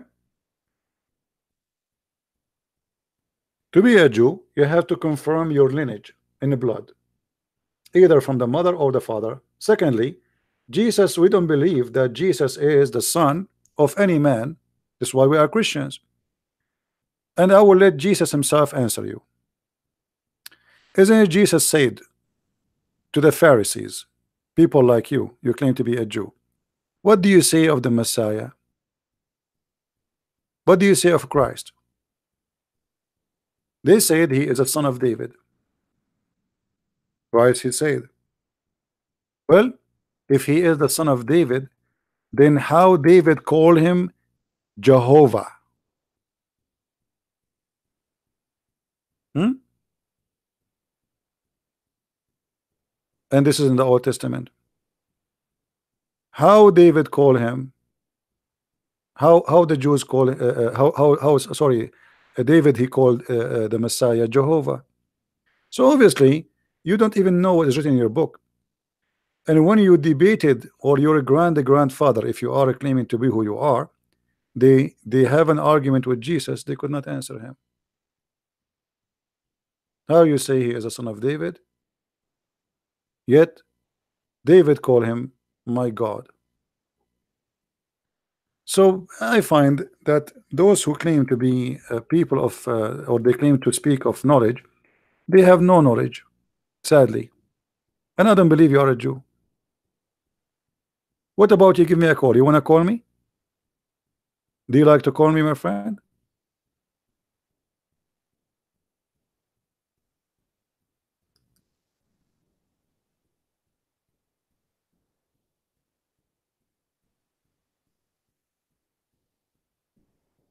Hmm?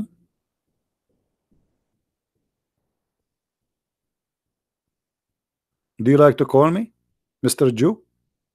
I want to see how much Jew you are. I want to learn from you about Judaism. You are what? In YT? What does that mean?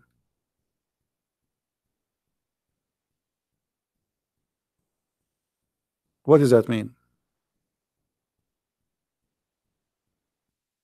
Okay.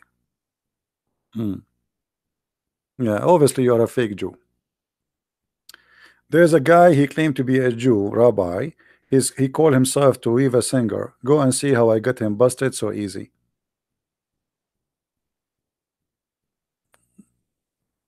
You don't play with us. And I will not be surprised if you are a Muslim yourself. But anyway, what you are saying to me is a silly. Jesus said, I am from above.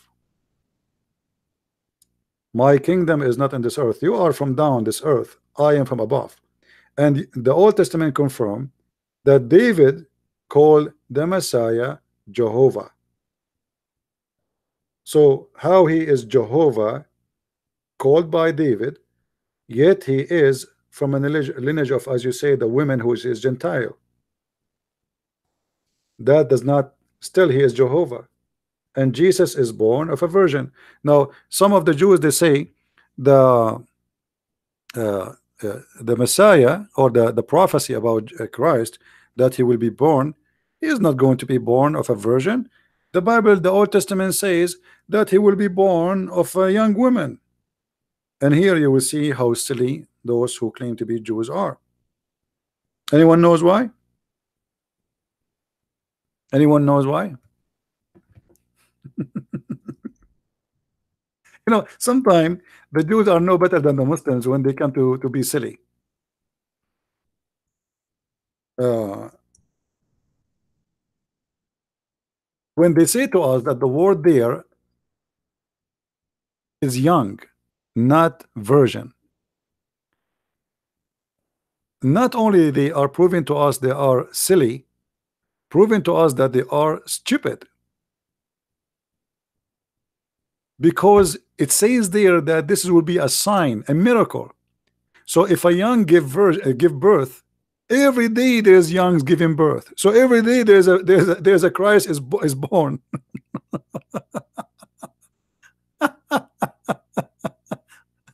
You know what I mean? So in order for that, in Isaiah chapter 7, to be considered a young, that means you have to have a young brain of a stupid person.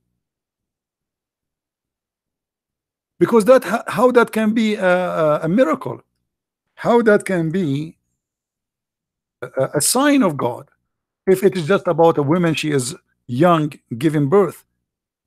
Do you know how many young women they give birth every day? So how that can be about being young? So the verses there is very clear. This is a sign. It's a miracle, which means something never happened before, not something happened every day. Let us read the verse together just to show you how silly those who call themselves Jews. Therefore, the Lord himself shall give you a sign. Do you see a sign, guys? Do you know what sign mean? What sign mean? It's a miracle, right? It's something never happened. A sign. If we change here the translation to the way the Jews they try to make it, they say it's not, doesn't say virgin, a young. Where is the sign if a young she conceive a son? There's no sign there, no more. Because young women, actually they are women, today they consider them children. Actually, if you are like 13 and you have your period, if you have 12, even some of them they might be like, you know, like 12, depend in the child, I mean the person. So if she have her period, she have sex, she will have a child. So where is the sign here? Where's the miracle? The verse confirm that this is a miracle, a miraculous birth. And the only way for it to be miraculous, if it's a virgin, not if it's a young. Any young woman, she can give birth. Why not? I mean, what is the miracle? Actually, if a woman she cannot give birth in young age, that means she will never give you birth after. That is not a sign. And this is how we see how silly they are.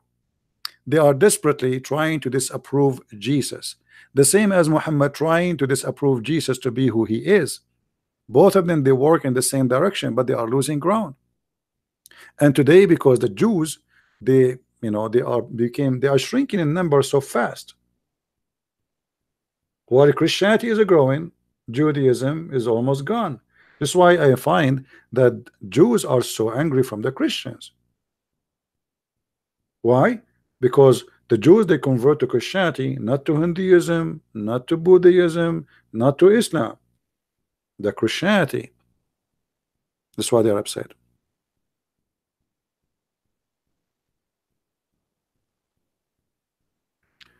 My friend, the Cloudy, I do not speak Hebrew, but even if you see that, just to show you the silliness, all the Christians who speak Hebrew, including the apostle of Jesus who speak Hebrew, including Jesus who debated about that, he don't speak Hebrew too. In the time of Jesus, the Jews could not refute Jesus. So if you think you are the only one who speak Hebrew, you are mistaken. Same time I went with you. I am going with you. Let us change this word here from a virgin to young. Still, that will make the verse silly. Will make the verse out of meaning. God will give you a sign, and the young woman will give birth. If you respect God, then you respect that this is a miracle. This is what the verse is saying. And there's no way it is a miracle because a young woman she gave. She is a woman anyway.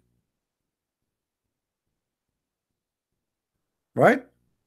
Those who they claim that the translation is wrong, they say young women. She is a woman. So what is the miracle of a woman she gave birth and she is young? That's not a miracle. She's a woman already. You know what I mean? This is why I find that when you know, I don't know, sometimes I feel sorry for those people who argue, because I find that they have a low IQ. They have a lack of intellect. A young woman, she will give birth. Okay, my grandmother, she gave birth when she was young, very young. She was, I think, 90.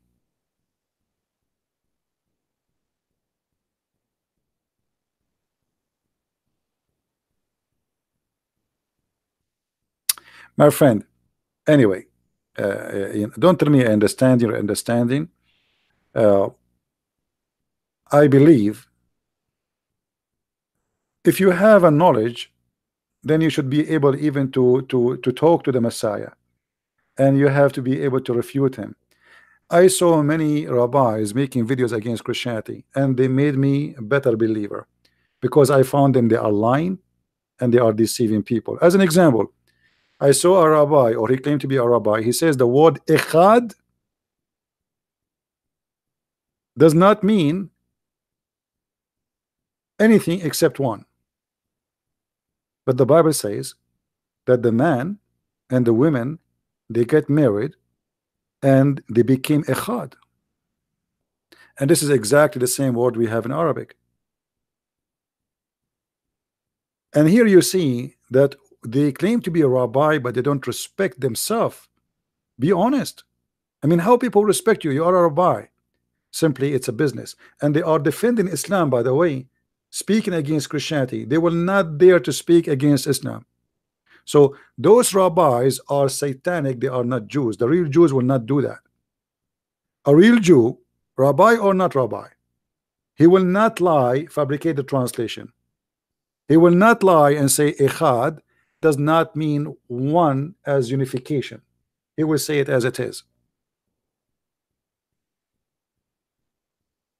And I have videos about this guy. Go and see how many videos I get him busted with. And the coward, he will never dare to call me or to debate me or even let me call him. All right, my friend Rafal, it's not about you speaking against Christian or not. You said you can be a Jew convert. That is not true. All the Old Testament speaking about the tribes of Israel. Do you have a tribe which is not from Israel? Is that correct, guys? Who is the one who is blessed? The nation of Israel, not the religion. The nation of Israel. Who is Israel? Israel, a man, and he have kids. It's not a belief. They have a belief, yes, but the blessed persons are persons. Correct? So why you are being silly? You see, even Abraham, he have children's which is have nothing to do with Israel. As an example, Ishmael, right? Okay. Is Ishmael from Israel? No.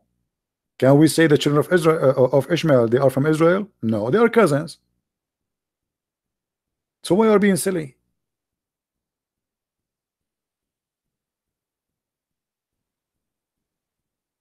Was Jesus a Jew? No, he was not a Jew. I just quote for you what Jesus said.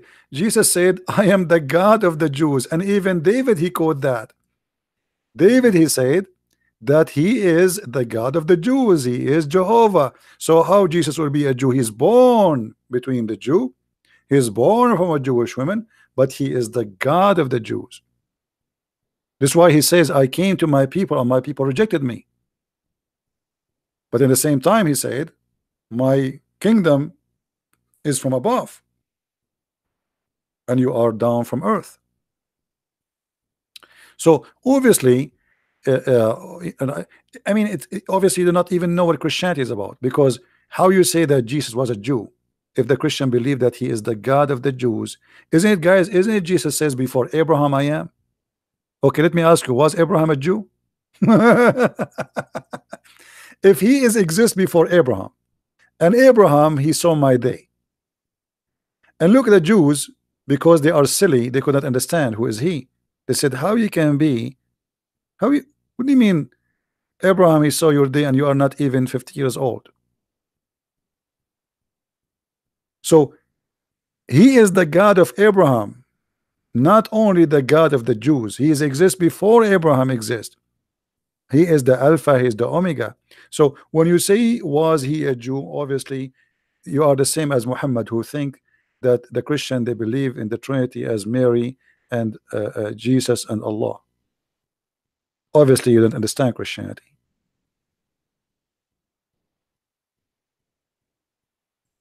right? But anyway, we welcome all questions, and we welcome those who you know, they do not know what they are talking about. It's okay, I understand, you know. I understand. But try, I advise you, try not to be silly, because sometimes we say things without thinking. Even I saw Christians saying that Jesus is a Jew. And how he is a Jew if he is the God of the Jews? How is a Jew yet he before Abraham he is? How is a Jew that everything created by him and for him? That is silly. By birth, he is born from the Jews. But all of us, we knew that his birth is not the beginning of his existence. Is that correct? When he says that Abraham, he witnessed, he saw my day, and before Abraham I am, he is confirming to you that my existence have nothing to do with my birth. So we are smarter than this. Yeah, Raphael, let me tell you why you have in Israel Jews from all nations, because you need population. That is a desperate, let us say, act for a desperate situation. Israel need population and they need Jews. So there is people who claim to be Jews from the Falasha in Ethiopia, but how they became Jews, nobody can explain to us. So because you need population, you need the army, you need to defend yourself, you need to establish your state, so you start accepting people, whoever says they are Jews and they believe they are Jews. It's just for the, let us say, for the benefit of surviving. But if you go in Israel, you will see that the rabbis, they don't accept those Jews as Jews in reality. But because they need them, they say, okay, come over. You know what I mean? Because they need them.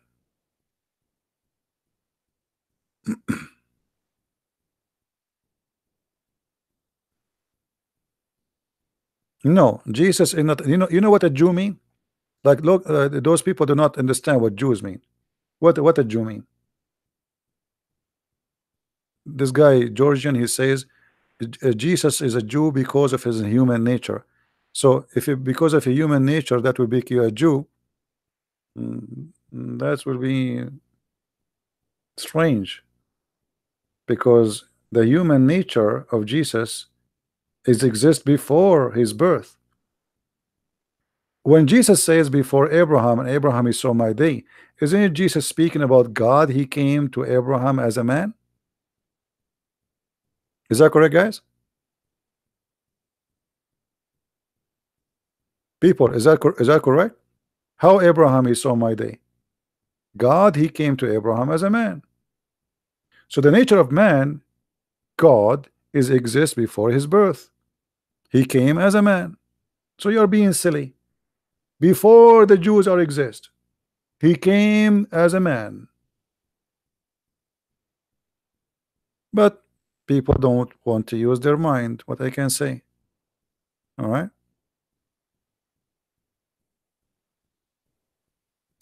Jesus image from, not from David? No, not from David. Why people don't read?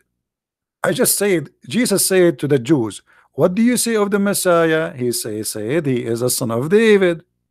He said, well, if he is a son of David, then how David call him my Jehovah? I mean, what's wrong with people? Unbelievable. If he is a son of, this is Jesus talking, not the Christian Prince. Who is the one who's talking? Jesus. What he's saying, listen carefully. You see, stop being silly. And I have no, I have patience, but I am not the Lord himself. This is John chapter 8, and this is the Bible in Aramaic, translated in a plain English. Read carefully what Jesus says to the Jews, so you might understand, even if you are slow. He said, who? The Messiah, not the Christian Prince. The Messiah, not Christian Prince.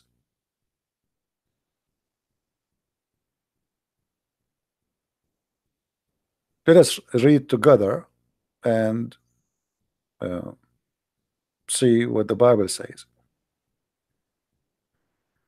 You know, sometimes reading, I find it funny how people they talk, and obviously they are not reading the Bible. You can read, John chapter 8, because I believe this is very important chapter 2 in order to understand the Messiah. Let's see.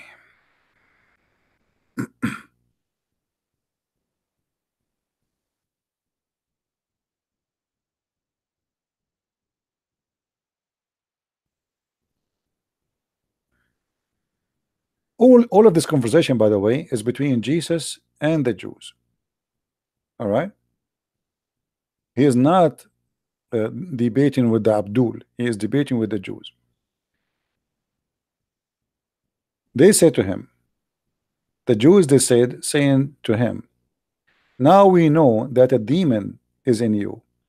Abraham is dead, and the prophet, and you are saying, whoever keeps my words shall never taste death. What do you mean? He never tastes death? Anyone follow your word, he will never taste death? Because they are silly, like many here. They think he is talking about that if you hear his words, you don't die. That's what he's saying. He promised you eternity. Are you greater than our father Abraham, who died, and the prophet who died? Who are you making yourself? Yeshua, he answered, saying, if I glorify myself, my glory is nothing. It is my Father who glorifies me. He of whom you say he is our God, and you do not know him, but I know him. If I had said that I do not know him, I myself have been liar to like you. But I do know him, and I keep his words. Abraham your father desired to see my day, and he saw it and rejoiced.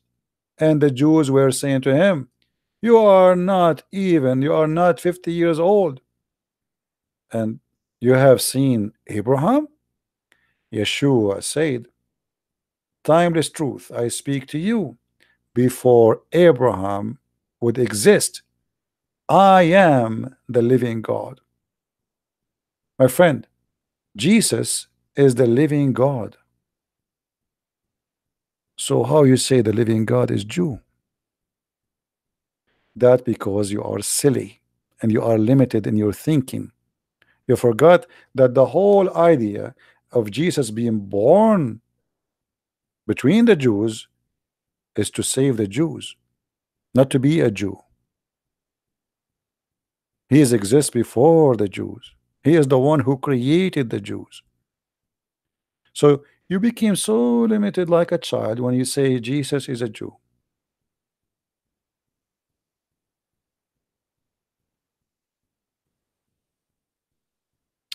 He is the Alpha, he is the Omega. But anyway, everybody, he have his limitation, and I understand. I'm not going to change you. I do my best to help you. It's been said to you, Jesus said, but I say to you. Jesus, when he speak, when he say, it's been said to you, but I say to you, he was talking about what? Who is he? It's been said to you, but I say to you. Which authority he have? Authority of a prophet or authority of God? You know what I mean, guys?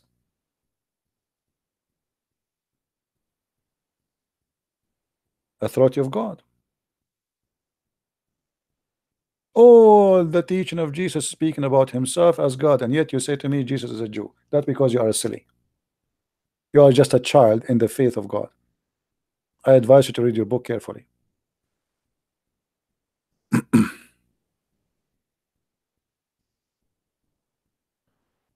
All right. Are we done for today, guys?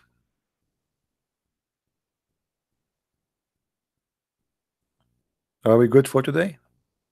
Did we have a good time?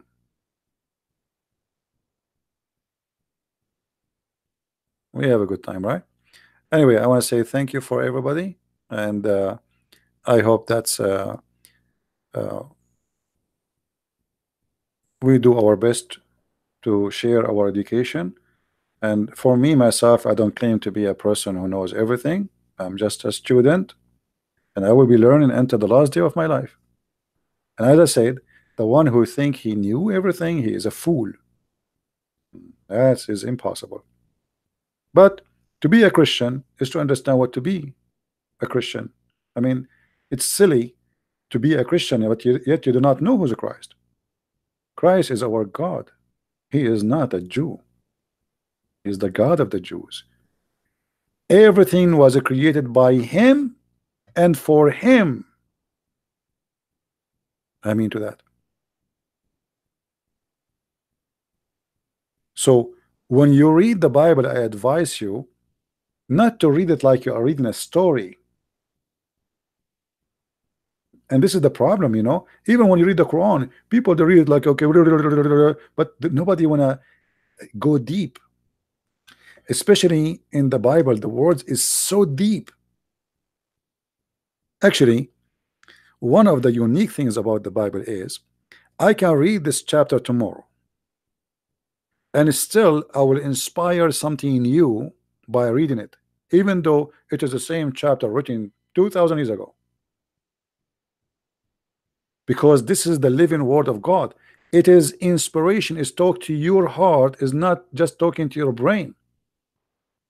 So in order to understand it, you have to live it. You have to be a person who bring a spirit of God with him, not only a silly reading which mean nothing.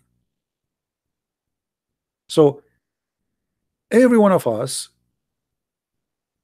he read, he maybe you speak better English than me, but doesn't mean that you understand the Bible better than me even in English. Because simply if you decide just to read the words, not to be inspired by the words and not to go deep behind the words, you are the same as the Jews. When he said to them, whoever hear my words, he will live, they thought he's talking about they will live now, they will never die. You are just being silly like the Jews. When the Jews, they said, when he said Abraham, he saw my day, they are looking at the man, how this man, he is not even 50 years old, and yet he is saying that Abraham saw my day. Obviously they don't understand who is he. But I understand that Jews, they have that problem because they are exploring Christ at that moment.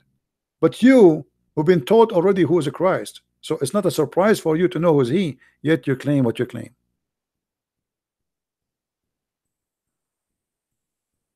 You know what I mean? How he can be named the Son of Man if he is the one? The Son of Man is a title, which means that he is in the flesh. As simple as that.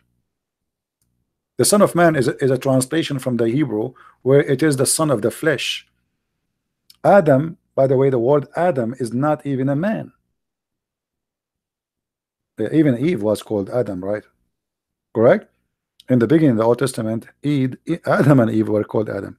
So Adam is the human, not necessarily, but later it became the name of the man. But the son of the human, why? Because he is God in the flesh, but he is not a man, which means he is not, you know, he is the perfectly in the same time he is man, but yet he is God, but he is not a man the same as all of us. So God in the flesh is the son of a man, which means the son of a human. But all of us, we knew that Jesus is a son of no human. So that is a title to describe the nature of the body, not the nature of God. So he's a perfect man and God in the same time. And this is why I say sometimes people, they are, you know, they say, okay, Jesus said the Son of Man, but the Christian believe that Jesus even born of no man. Mary is the Virgin Mary. So what man we are talking about? That is just the nature of the birth. All right. So in order to understand Christianity, I advise you, if you are confused about certain things, search them, study them carefully, and you will find that it's not what you think they meant. Otherwise, you will be confused, the same as the Jews in the beginning, who they don't understand what Jesus is talking about. Whoever heard my words, he will live. He will not taste death. This is why they said to him, after he said that, are you greater than our father Abraham, who died, and the prophet who died? Which means, if the prophet died, how you say to us, if we listen to you, we will not die? That because they have a limited interpretation for the sentence.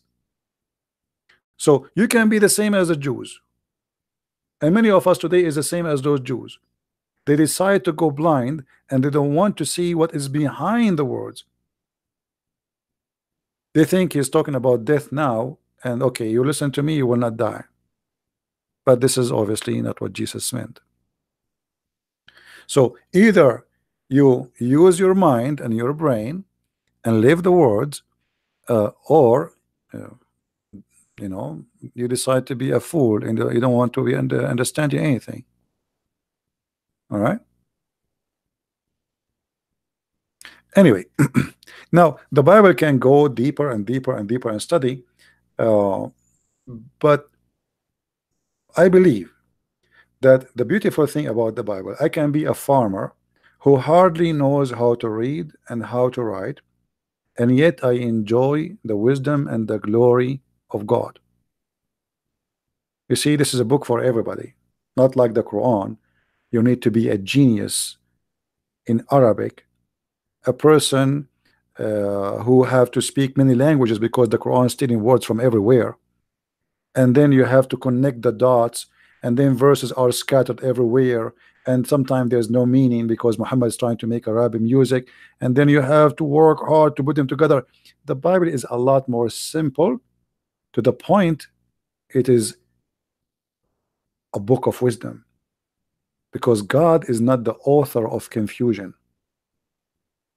So what make it a miracle, it is simple, to the point a person who is a farmer, he can listen to the gospel and he can enjoy it. A person who have a PhD, he can read and he can explore it and he can enjoy it. So both can be a believers, and each time you read it, sometime even you might find yourself in the story, if you are a person really trying to be living the story, not only reading the story. So the Bible speaks to you, and the Bible encourages you to live with the word, not just to read the words. And this is really what I like about the Bible.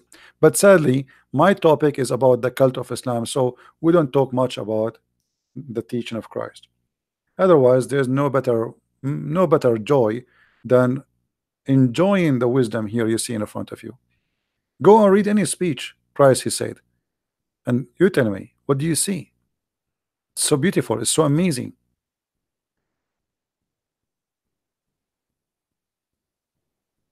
And always, if you are a person, I remember this is a story about a child.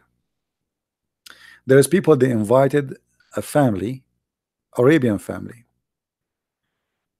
to a big dinner. I mean, those people, they slaughter a big animal. The table is so long, so big, and etc. I mean, yeah, they put everything you can imagine in the table, fruits, anything. And then the kid of the guest family, he looked at the whole table, he said, there's no hummus.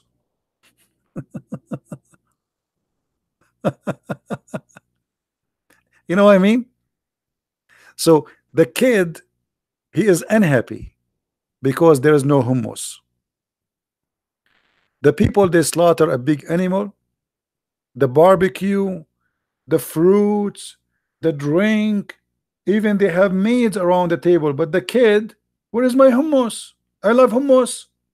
He's a kid. And sometimes we are like that kid who only see in the whole table the hummus. That's because you are looking for the hummus. You know what I mean? So if you are a person looking for what is wrong because you don't like it anyway, I mean, I'm going to try to find something wrong there. It doesn't matter what you do to me. It doesn't matter how good it is. What is my hummus? No hummus, you did nothing. So are you getting my point, guys? Are you getting my point I'm trying to say to you? So if we are people looking for what is enjoyable, it's amazing there. If you are looking for the hummus, well, good for you. Anyway, guys, and don't take me wrong, I like hummus. So anyway, thank you very much, guys, for being here. And again, if you like to learn more about the cult of Islam, feel free to read my books, and you can search in Amazon. We have them in many languages: English, French, Dutch, Swedish, Spanish, and what else? And soon Portuguese, by the way. So you know, I hope that people, they will learn, and education is a gift from God, and it is the best thing a human being can enjoy. You know, you can enjoy food for 5 minutes, you can enjoy even sex for some time, but education live with you and grow with you, and will change your life, will change your nature, will change your thinking, it will change your habit, either for bad or good. So you better choose good education. And with this, I say to you, thank you very much for being here.